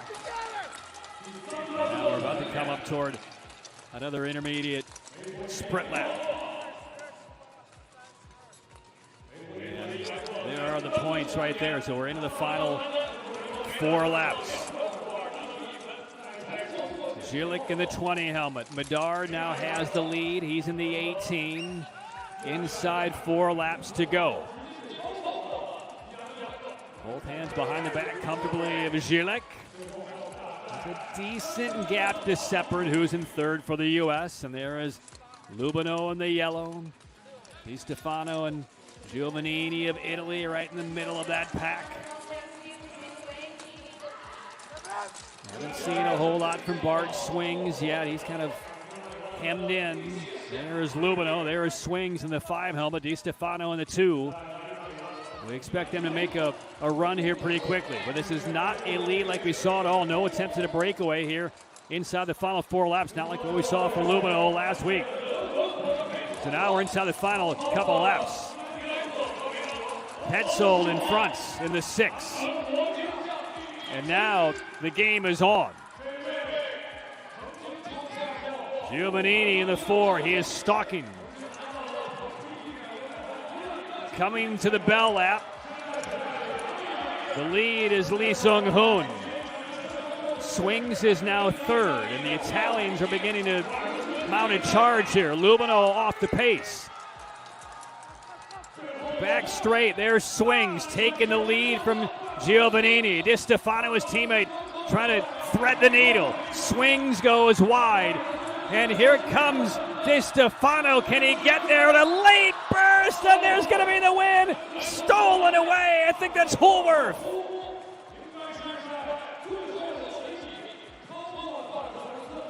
A photo finish.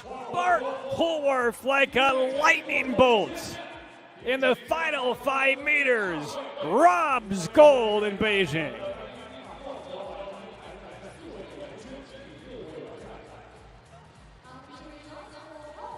It looked like Giovannini and Di Stefano had him set up. But out of absolutely nowhere, sprinted Houlworth on their blind side. And Houlworth, who took 1 mass start gold last year across the World Cup, takes down Beijing. What a finish. What a finish. And here's the finish right there. That's Giovannini in the 4. He thought he had it. But in the last couple of strides, Bart Houlworth. There's Bart Swings in the lead. This is into the final corner. And there's Houlworth awaiting the official results, but he believes he got there. Oh, timing is everything in this business. And he had to swing wide and get around both Italians, Di Stefano and Giovannini.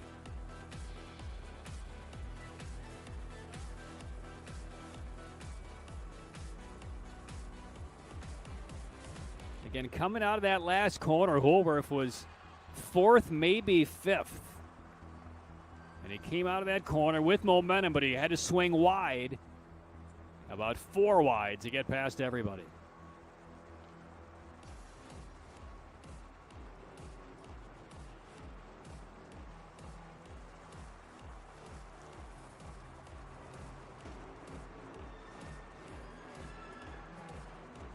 unsurprised and exhausted on that sideline. Yeah, Seprin having a moment with a trash can.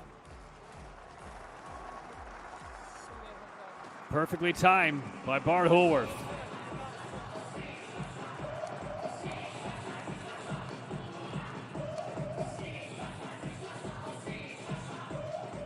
I'd love to see that finish again from the wide side. Holworth set him up and got it done. So the Dutch will take both the women's and the men's mass starts.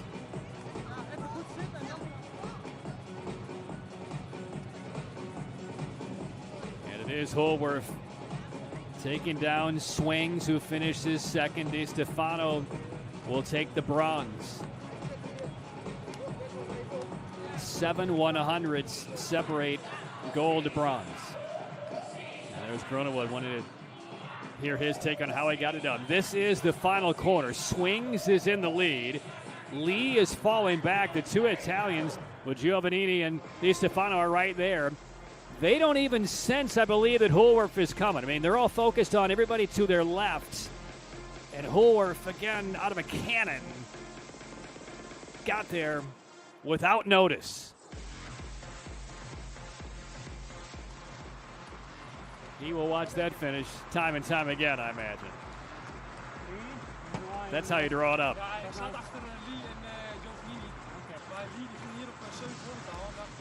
Explaining to his coaching staff how he was able to lock that one down. So there are the official results. Holworth gold, Swing silver, Di Stefano bronze for Italy, Giovannini finishing fourth, Livio Wenger a fifth place finish for the Swiss veteran. Seprin of the United States finishing ninth.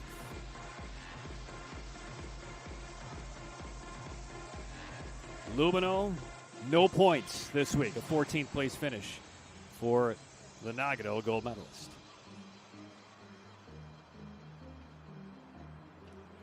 Well, two more races to go, one final event here in World Cup Beijing.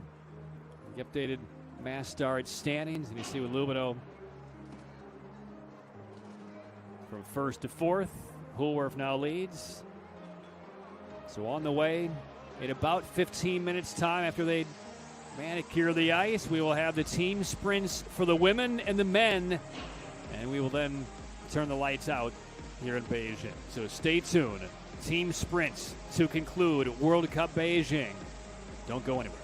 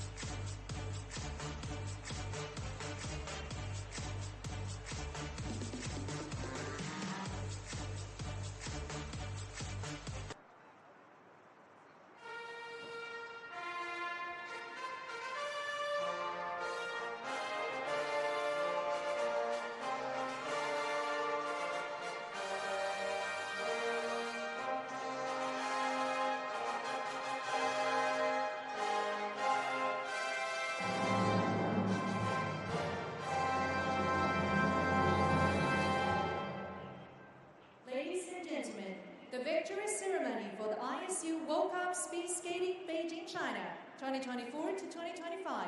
Men's start, women. 女士们、先生们，2024至2025赛季国际滑联速度滑冰世界杯北京站女子集体出发 A 组颁奖仪式正式开始。 ISU Council member Mr. Sergio Anesi will present medals. Chief Executive of the National Speed Skating Novo Operation Company Limited, Ms. Jing Yan, will present prizes. 接下来将由国际滑联理事塞尔吉奥·安内西先生颁发奖牌，由北京国家速滑馆经营有限责任公司董事长金妍女士颁发纪念品。 Bronze medalist representing China. 红牌获得者来自中国杨彬宇。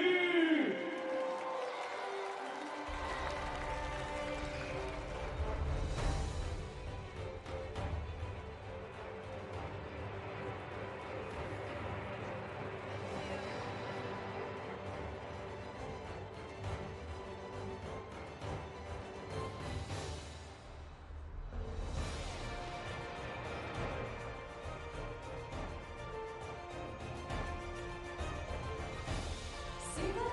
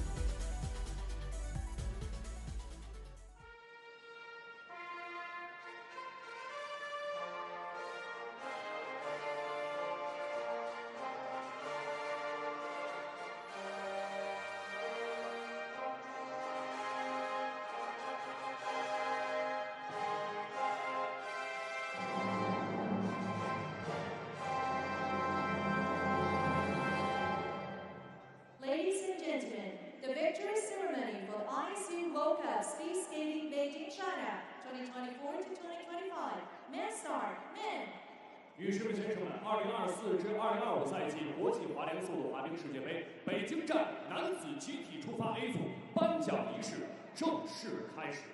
ISU Council Member Mr. Sergio Anesi will present medals. Deputy Director of the Beijing Sports Competitions Administration and International Exchange Center Ms. Tang Hong will present prizes. 接下来将由国际滑联理事塞尔吉奥·安内西先生颁发奖牌，由北京市体育竞赛管理和国际交流中心副主任唐红女士颁发纪念品。 Bronze medalist representing Italy. 红牌获得者来自意大利。 Daniela Di Stefano.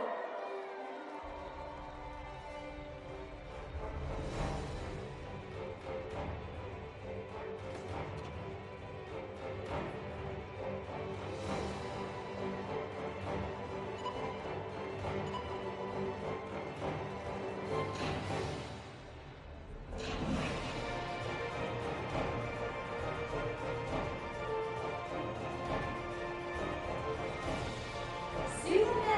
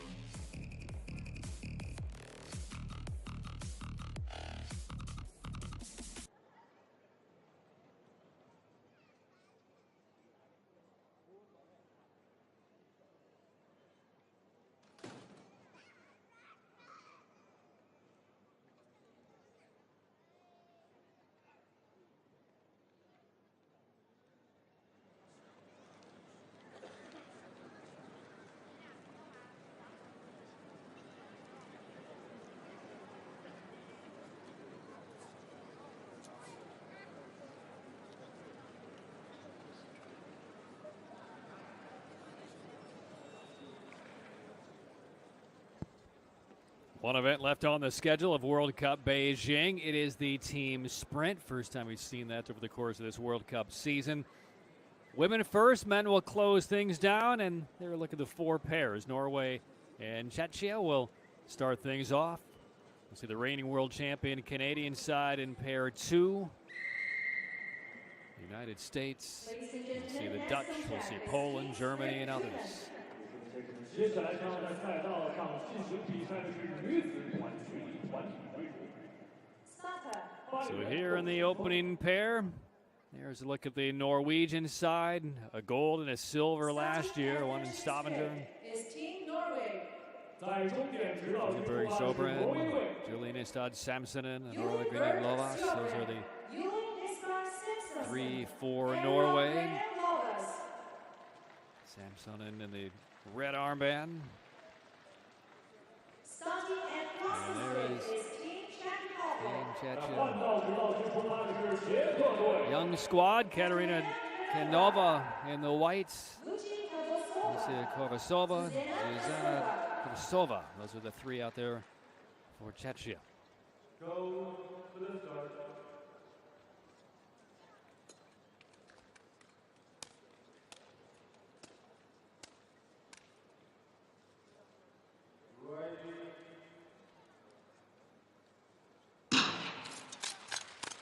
So off we go in the team sprints for the first time this World Cup season. Novo leading things off in the white armband for Czechia. Zobran out there for Norway. It's been 3-lap sprints. Norway goes out in 1965.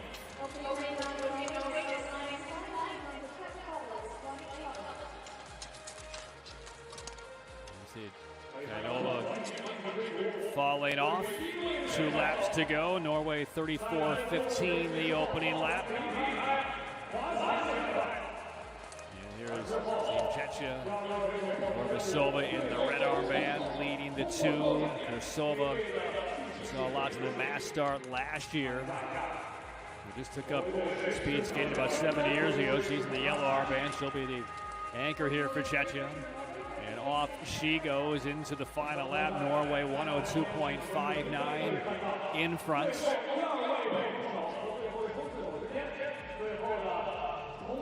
5 heats. Top 3 times will get on the podium. There's Sova. Norway has finished at 117.06. About 3.5 seconds behind. And coming around the final corner there is Norway 132.54. Czechia 135.85. So Norway wins its pair 132.54. We'll see the United States, world silver medalist last year behind Canada. Poland is on the podium with the worlds back in March as well for bronze. The Dutch, a solid team. Suzanne Schulting scheduled to be on the ice for the Netherlands. They'll be in pair 5. United States in pair 3 with Jackson, Kimmy Gatz, Brittany Bowe.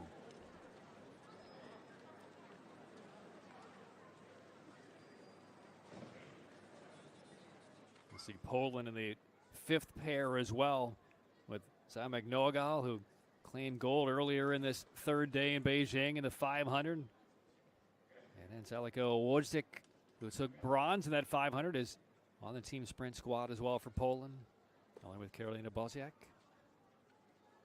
Been a banner day for Team Poland. Starting at finishing straight is Team Korea. So to the second heat, Korea. Kim Min-sun, Lee Nya-hoon, the 19-year-old, and Kim Min-ji. Kim Min-sun, the 2-time Olympian. His team Canada. Carolina Hiller in the white armband. Beatrice Lamarche in the red, and Ebony Blondin in the yellow. By the way, Blondine was disqualified along with Lola Brigida in the women's mass start, so knocked off the podium, DQ'd. So Malte, her teammate, elevated to silver.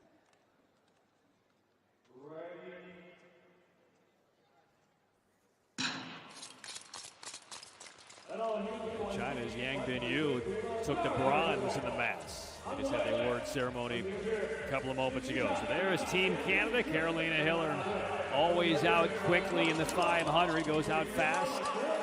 Blondine just trying to catch up to her teammates. LaMarche in the middle. Canada, the reigning world champs, won gold to 4 continents. So Hiller will peel off. And there's a look at the Nagu in the red. The 2 skater attack now for Korea. Minji in the yellow behind her. She will wrap things up. Both teams well under the time set by Norway.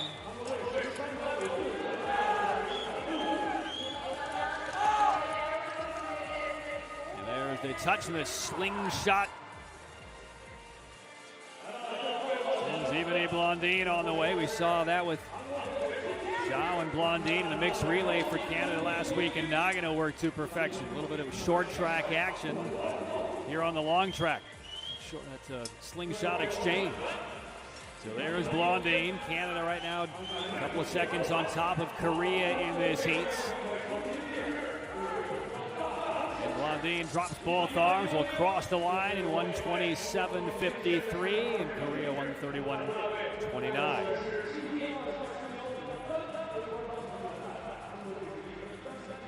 We'll see how that time will hold up for Canada. It's a pretty good time to go back and look across last year. Team sprint gold medalists were 1:27.09, 1:27.74, 1:27.92. And that's Canada, 1:27.53.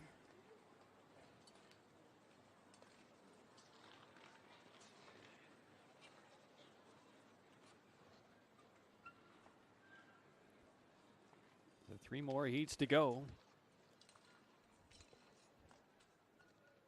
And Canada puts down a pretty formidable time in heat number 2.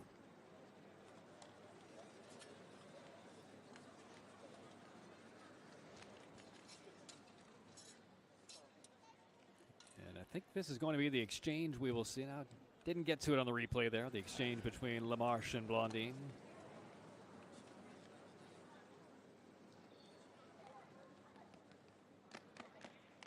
And the finish, like Kim Min-ji of Korea on the bottom of your screen right there.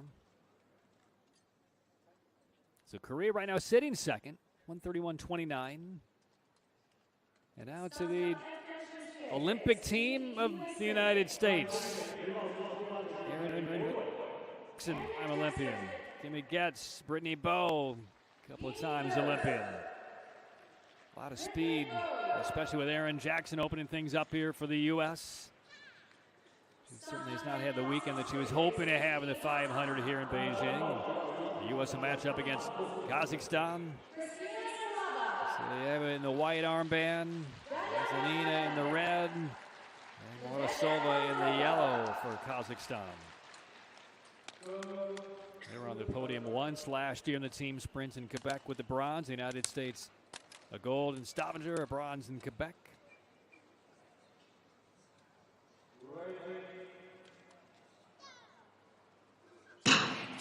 So Jackson will lead the way for the United States. See who Kazakhstan decides on. Likely Silieva. There she is in the whites. Kazanina, Morozova. Kazanina's got to reach back and make sure that Morozova is right behind her where she needs to be. As Silieva sets the pace for Kazakhstan. U.S. out quickly with Erin Jackson, 17-7. Silieva slides off. Kazanina now for Kazakhstan. U.S. goes out in 30.95. That's a second to the good on Canada. And out is Kimmy Getz. And Brittany Bowe in the yellow armband will anchor this team sprint for the United States. World World single distance silver medalist to Team Canada last year. Jimmy Getz is in for Warren. So now it is Brittany Bowe to try to wrap things up. The U.S. still better than a second on top. 58-19 for the United States. There's Morozova in the yellow, anchoring for Kazakhstan. Canada's time, 1:27.53. Half lap to go. The United States still on top by about 0.8 of a second. Can Bowe bring it home for the U.S. to take the lead? In 1:27.53, here comes Brittany Bowe, lumbering to the finish, and the U.S. is underneath Team Canada. 1:27.08. That is a great time for the United States. So Jackson, Getz, and Bowe take the lead by almost a half second over Canada.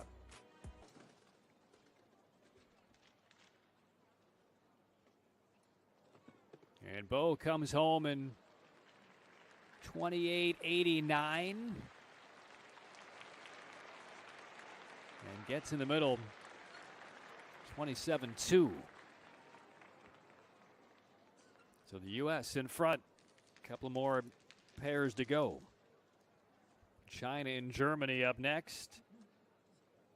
And then the Dutch and Poland. Have to watch out for Team Poland today. I would say the Netherlands too. Those two quality teams.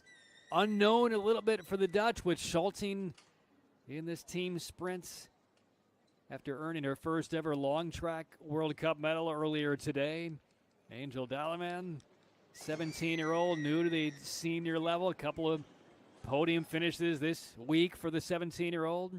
And then Poland's been a resurgent day for Team Poland. It's Yamek Nogal earning gold in the 500. Wojcik a bronze. So who knows how this plays out? We'll see. U.S. right now on top. And there's Team China. Big ovation for Tian Runin, Peichong, Han Mei. It took silver in this event on this ice last year at the World Cup. Han Mei will close, two-time Olympian. And there's Team Germany. Sophia Warmuth, World Junior bronze medalist in the 500 earlier in her career. Anna Osterlander. And Leah Sophie Schultz, who took silver at the European single distance in team pursuit.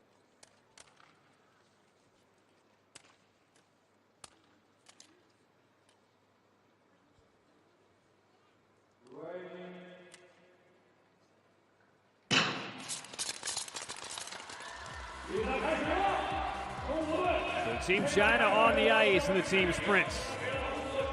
Tian Runin on the opening leg. Chong in the red, Han Mei in the yellow armband. The U.S. first half lap was 17.7, still a quarter second ahead of where China sits right now. Germany already a half second off. Peeling off is Tian. Her work is done. 31.30. So 3,500s behind the U.S. Chong in the white armband for Team China. Osterlander for Germany. China still within a half second of the U.S.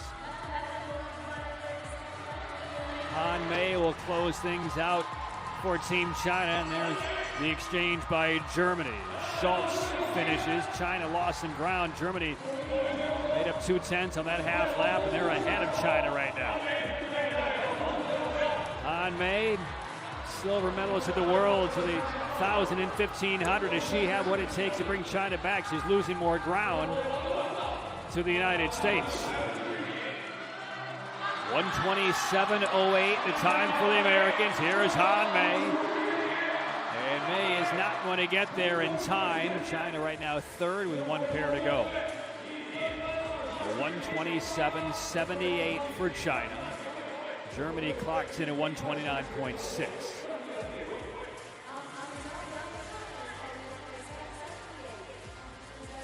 So the United States on top, one more pair to go as they try to claim gold in this opening team sprints events of the World Cup season.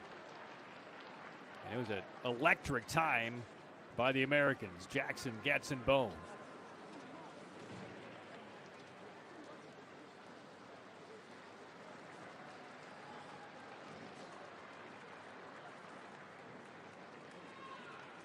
See the effort right there on the face of Pei Chong on that exchange, thrusting Han Mei forward. So China sitting third, podium position with one more heat to go. But to me, this heat is the real wild card. A couple of newcomers to Team Netherlands, but with great pedigree. Suzanne Schulting, we know how fast she is on the short track. Earned her first ever long track individual medal earlier today, taking silver in the 500, so brimming with confidence. Then you have Dalaman, the 17-year-old in the yellow armband. She's going to have the final lap. Michelle de Jong will lead off. So that's the real wild card. Then you have Team Poland right here. Wojcik, the bronze in the 500 earlier today. Zamek Nogal in the red armband won the 500 today. Her first ever individual World Cup gold medal. And Karolina Boziak in the yellow will close. But the U.S. threw down a tremendous time.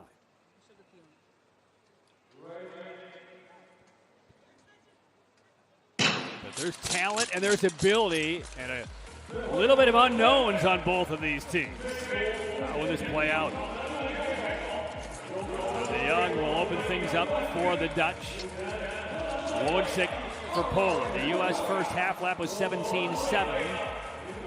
And they're up 1,300s on both the Dutch and Poland.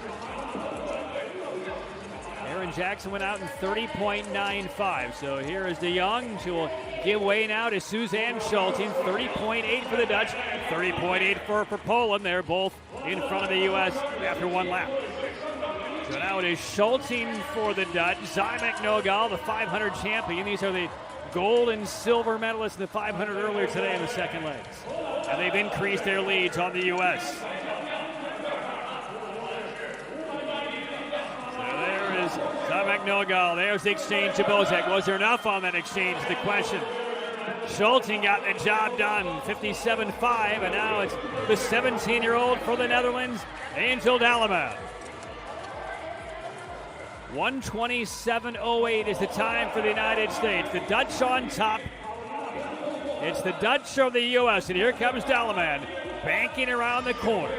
The 17-year-old trying to get on top of the podium of the team sprint for Netherlands. 1:27.08, and they do it. And they do it by 3/4 of a second. And Poland slides in front of the United States as well, thanks to Karolina Boziak's close. And the United States will take bronze. But it is de Jong, Schulting, and the 17-year-old Dalaman for team sprint gold for Netherlands. And the wild card, gold indeed, for the Dutch.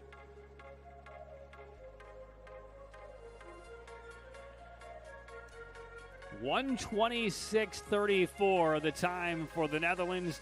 1:27.07 for Poland. 1:27.08 for the United States.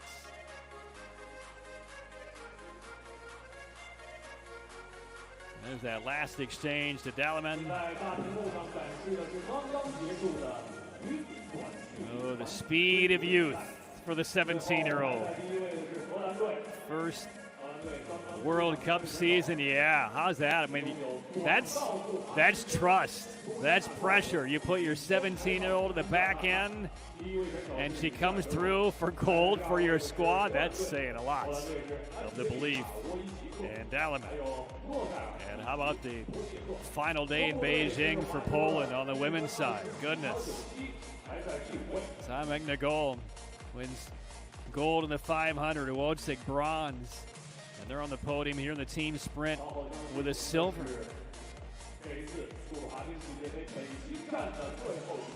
Big day for Team Poland.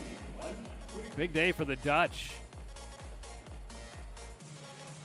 Schulting won her first long track individual gold earlier today. And there are the official results.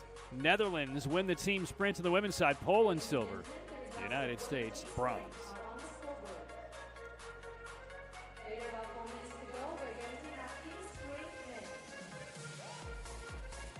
现在我们在大屏幕上可以看到的是稍后男子短距离团体追逐的分组，韩国队一支队分在第一。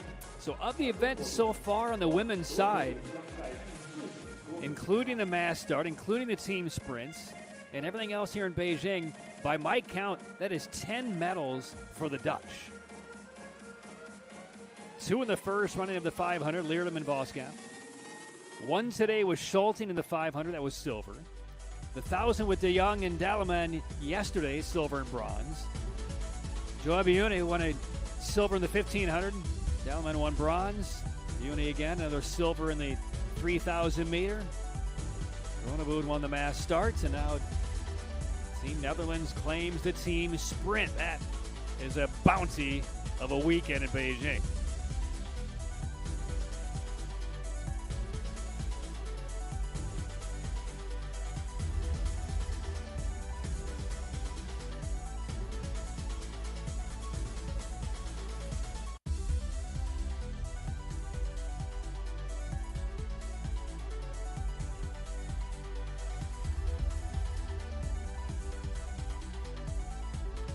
Thought as this race took off, that time the U.S. threw down at 127.0. Good enough basically to win gold at any of the team sprints last year. Thought that really had a chance to hold up with Jackson, Getz, and Bow. But both the Netherlands and Poland in the final pair undercut it. Dalaman, the 17-year-old from the Netherlands, brings home gold in the team sprint. Yes. So one final event, the men's team sprint, that will draw to a close. World Cup Beijing. Glad you're with us all through the last 2.5 to 3 hours of coverage. Wherever you are in North America or around the world, watching on Peacock in North America or on the ISU skating page on YouTube. We thank you. We appreciate your dedication to the sport. Hopefully you're enjoying the broadcast and enjoying great skating. Jordan Stalls, a 4th gold earlier today. A clean sweep again. And now we'll see what happens for the Canadians, for the Americans. There's a look at the Polish squad and the Dutch in the background. We'll see. Yannick Nebo on the ice. He will have the middle lap scheduled anyway for the Netherlands. United States will go opposite Poland in the final pair. Team China in pair 4. The Dutch will be in 3. The reigning world champion Canadians in the second pair. They are the world record holders. And here is the lineup. Korea was scheduled to match up against Japan. Japan has scratched out, so Korea will race itself here in the opening pair. Kazakhstan and Canada, pair 2. Norway and the Dutch. China, Germany, and the USA and Poland.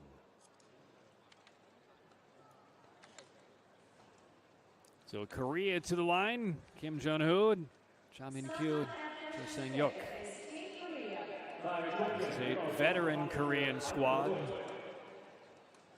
Kim, a world junior gold medalist in the 500 meters earlier in his career. Cha Min-kyu, 2-time Olympic silver medalist in the 500 in Pyeongchang and right here in Beijing. And Cho, a world junior silver medalist a few years ago in the 1,000, so a capable crew for Korea.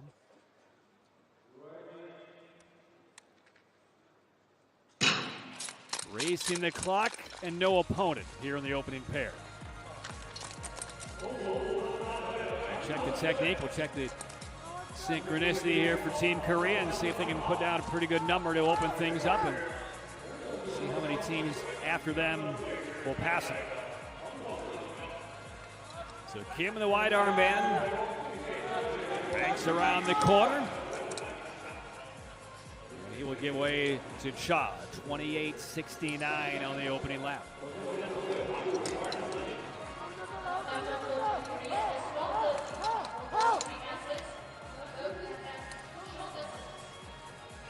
Cha Min-kyu Two-time Olympic silver medalist. Eyes locked in on the finish line. Now there's the exchange, and Jo Sang-yuk for the final lap. He's the only skater on the ice. 53.76 for Korea. The middle lap by Cha went 25 flat. So here comes Cho out of his final curve, and he will set the time for the rest of the field. And Cho will cross in 1:20.29. So that is the time to beat out of the opening pair. 1:20.29. In Beijing last year, the U.S. won here in Beijing at 1:20.27. So 200s off of what the U.S. won with last year.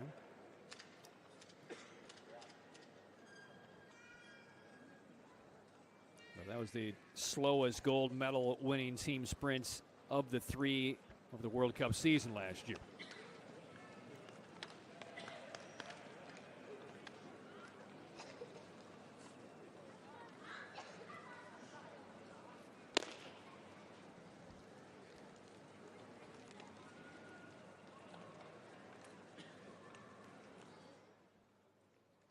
But there's one medal for Korea across this weekend here in Beijing. Kim in the second running of the 500 earlier today took bronze.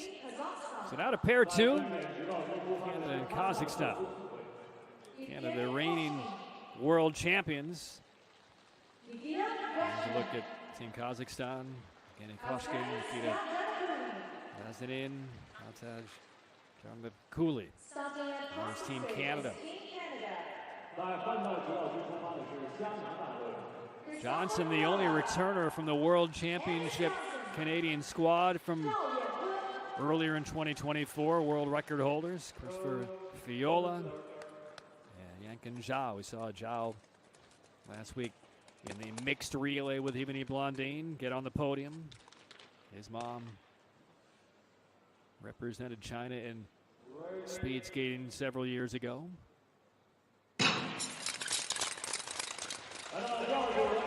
Fiola will lead the way for Team Canada.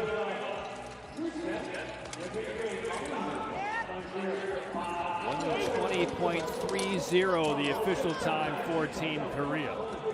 Recalibrated that with an extra 1,000th of a second tacked on. So Fiola burns off. Canada right now on top, 28.51 versus Kazakhstan 28.95. Nazanin for Kazakhstan in the red armband, and there's Johnson for Canada.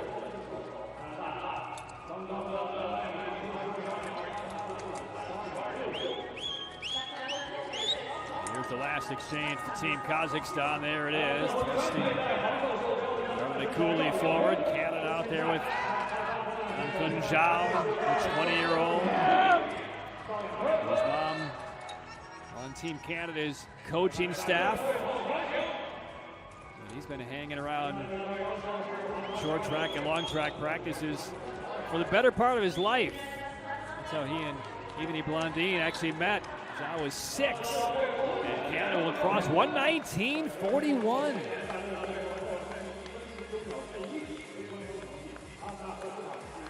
A couple of youngsters on the anchor legs. Salaman for the Dutch women a moment ago, closing out a goal, and Zhao does well to close things out at 1:19.41 for Canada.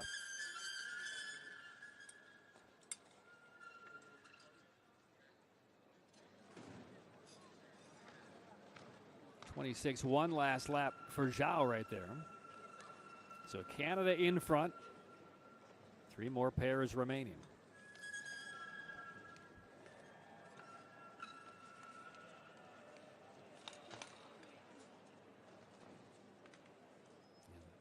Here will be that last exchange. See the left arm reaching back from Anders Johnson. Zhao was ready for it, thrusted him forward. And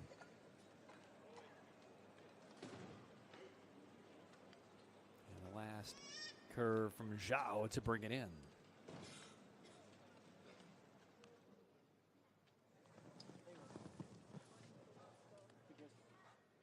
So 3 pairs to go, and now we get to Norway and the Dutch.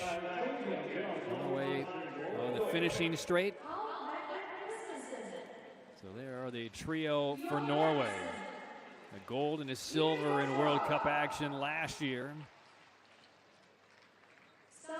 Norway team pursuit gold here on this ice in 2022. There are the Dutch, Westenbroek, De Bow, and Tim Prins, the 3 for the Netherlands.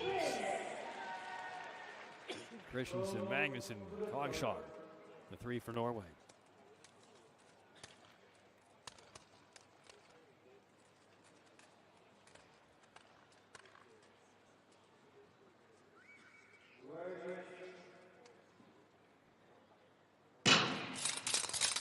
Westenbroek will start things off for Team Netherlands. Christensen for Norway, the white armband. 1:19.42. They readjust their time upwards of 1/100th. Dutch get off quickly, 16:23.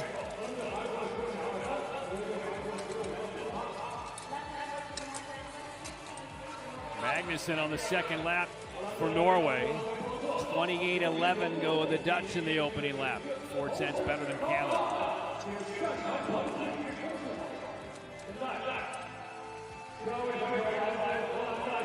Jenny De Bow.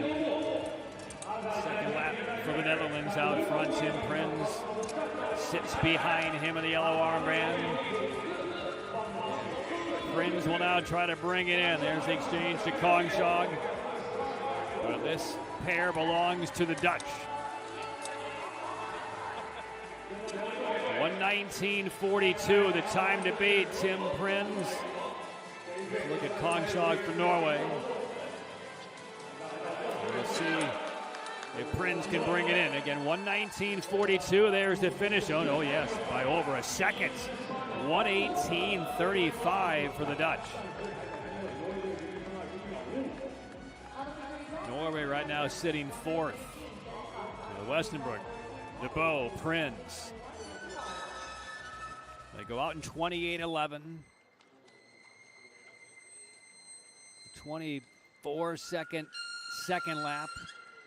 And then basically 26-1 for the Dutch and Prins on that last lap.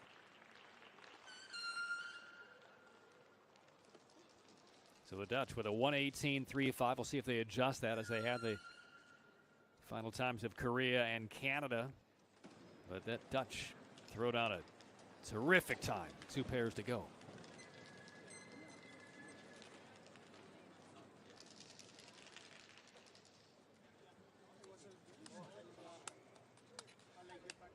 So the Dutch, Canada, and Korea, 1, 2, 3 right now. 2 more pairs to go, and we'll get one last big ovation for Team China on Beijing ice. On the finishing straight, there's seed 3. 18-year-old Liu Bin, Lian Ziwen, and Ning Zhongyang. Starting at crossing straight is Team Germany. Lian and Ning, first male Chinese team to win a World Cup team sprint. They did it in Heerenveen a couple of years ago. 2 of those 3 on that squad right there in the red and yellow armbands. Germany on the other side. Rudolph, Klein, Emily.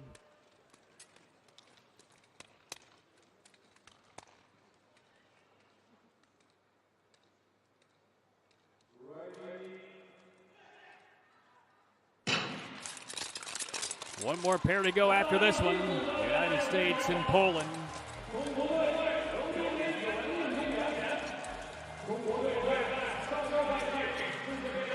So far over the course of the weekend for China,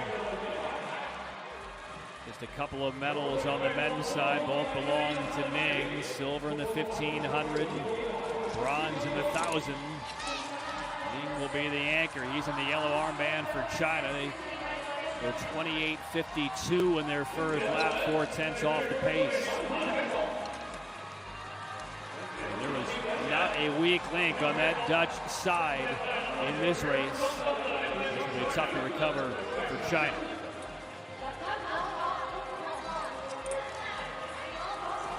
So now to Ning Zhongyang. Final lap for him on this Beijing ice this weekend. China 2/3 of a second behind. Emile on the anchor for Germany. The Dutch sitting 118.35. In the final curve, Ning sits down. That left hand almost went down. And here's Ning being urged to the line in 118.60. Did his best to close. It puts China right now in second position. 118.60. Excellent effort by Ning Zhongyang down the stretch on that last lap. So China right now second. Canada to bronze position, but one more pair to go.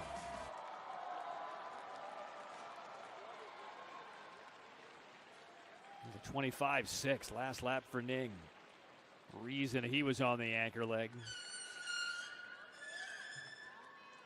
Here's the exchange. Reaching back. And Ning got the job done for China. Into second position, one more pair to go. It will be the United States and Poland. And these are two squads with very good pedigrees. United States won gold in Beijing last year. On the podium one other time in Quebec with a familiar trio of Kleba, McLeod, and Stoppelmoor. Stoppelmoor on the yellow, banging himself on the chest. He'll be on the anchor for Team USA. There's Kleba. He'll lead things off for the U.S. McLeod in the red. And there is Team Poland. They won gold in Quebec last year. All three of these skaters are Olympians from Beijing. Michalski actually an Olympian in Pyeongchang as well. So Marek Kanio will lead off for Poland. Zurich will be their anchor. And Michalski in the second lap.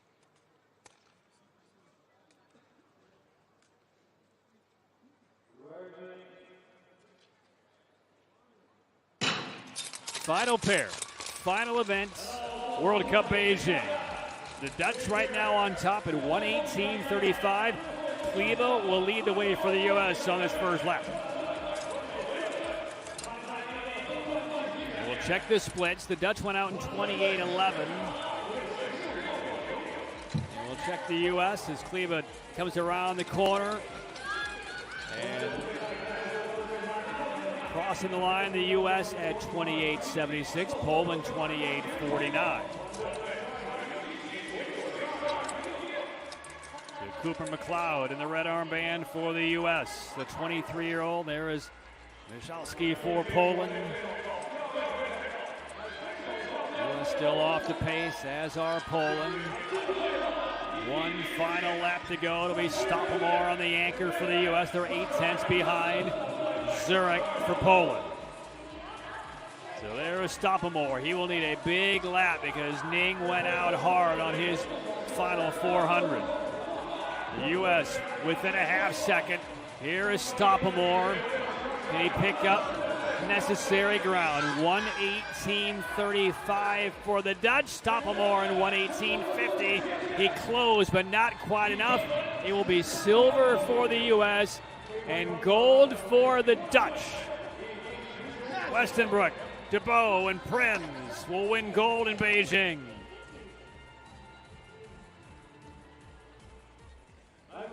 A highly productive last lap by Stoppelmoor. He almost got it all back. China will be on the podium with bronze.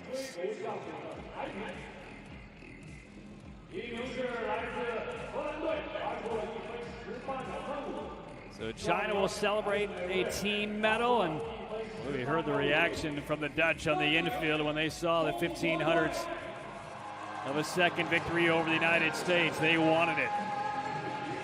A 118.35 for the Netherlands. The U.S. at 118.50. China 118.61. So 2600ths separate gold to bronze.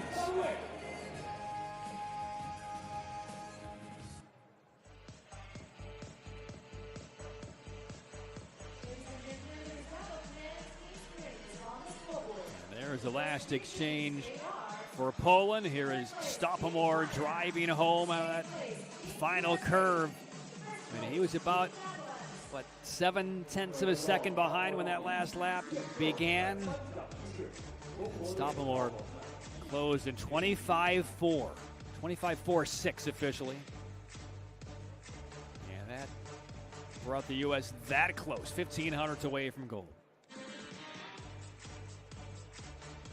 So that's the last live skating on the ice here in Beijing. We'll wrap up World Cup number 2. So break now for about, 5 weeks until the World Cup season resumes. European Championships also. And we swing to North America. And there you get a look at the official results.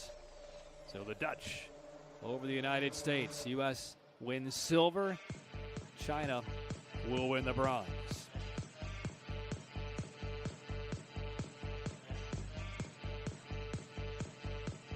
And the standings after one team sprint event. Dutch, USA, China. So the way the schedule looks over the next month and a half or so, as the calendar now officially flips to December, the European Speed Skating Championships in Heerenveen.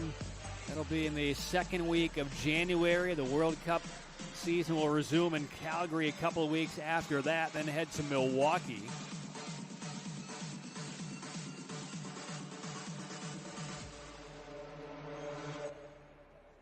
And then over to Poland in late February, the sixth and final stop in the Netherlands, late February to early March. Then you have the World Single Distance Championships in Hamar, Norway in the middle of March, and then the all-rounds will follow. So that's how it looks. We are now done with 2 of the 6 World Cup events.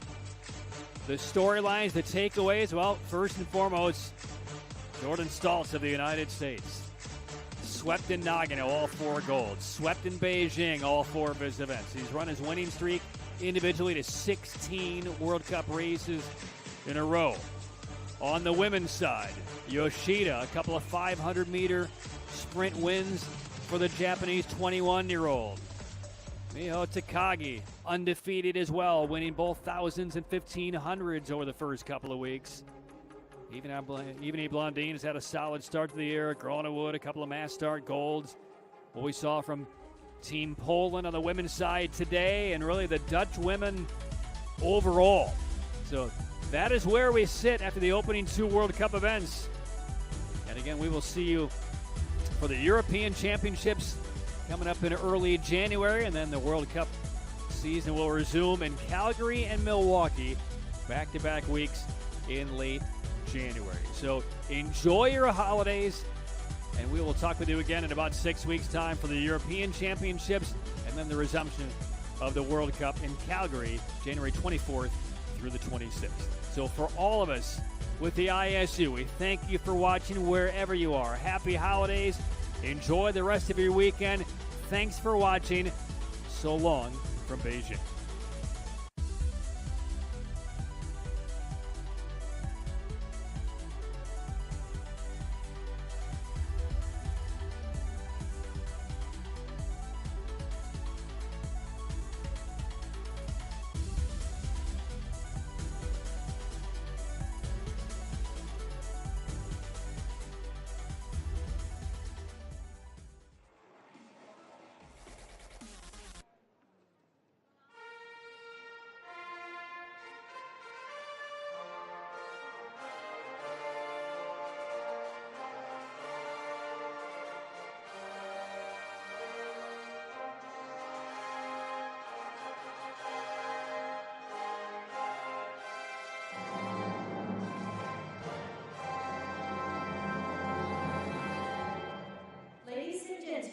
The victory ceremony for the ISU World Cup Speed Skating Beijing, China 2024 to 2025 Team Spring Women.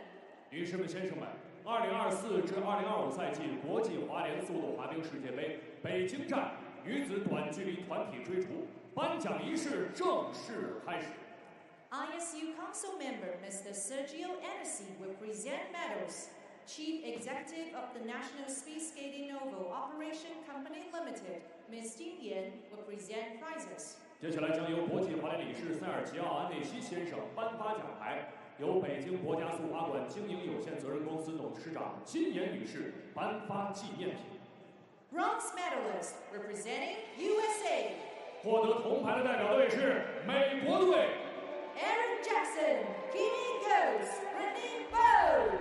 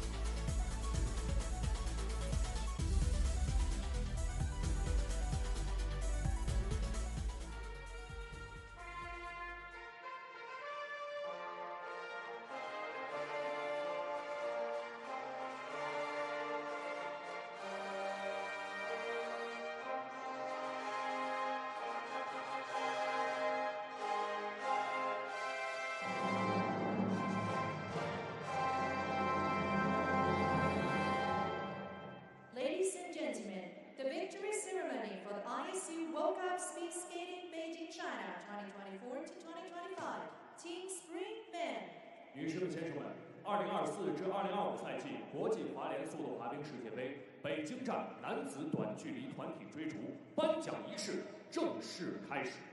ISU Council Member Mr. Sergio Anasi will present medals. Deputy Director of the Beijing Sports Competitions Administration and International Exchange Center, Ms. Tang Hong, will present prizes. 接下来将由国际滑联理事塞尔吉奥·安内西先生颁发奖牌，由北京市体育竞赛管理和国际交流中心副主任唐红女士颁发纪念品。 Bronze medalist representing China. 红牌来自中国队，刘斌、连子文、宁中岩。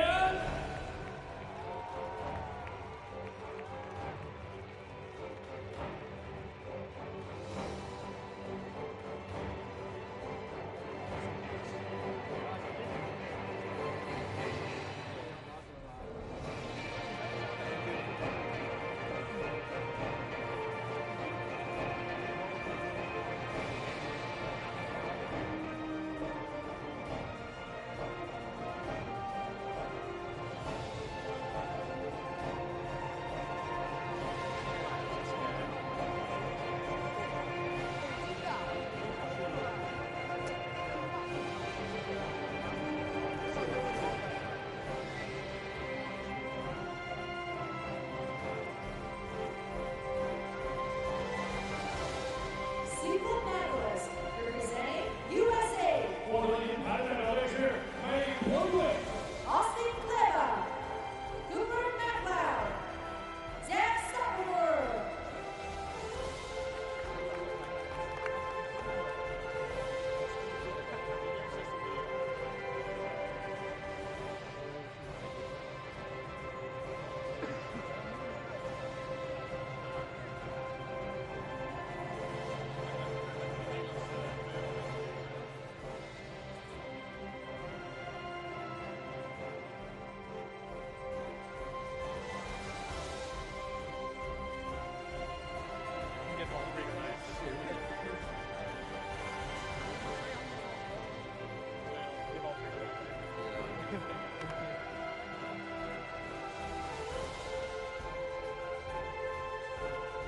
Golden medalist representing Netherlands.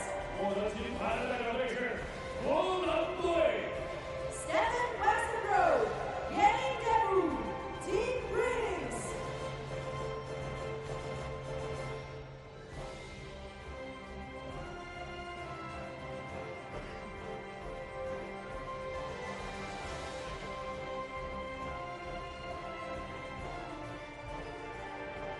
Thank you.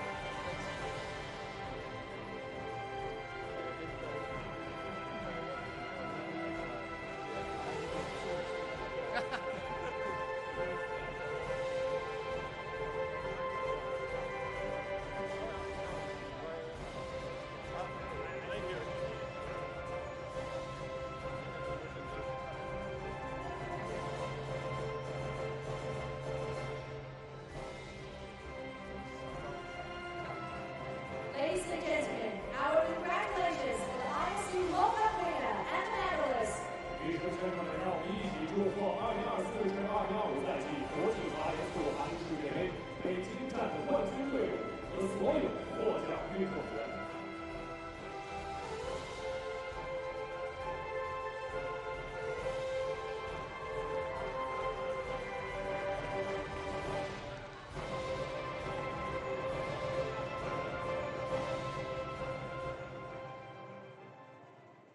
刚刚我们的赛程非常激烈。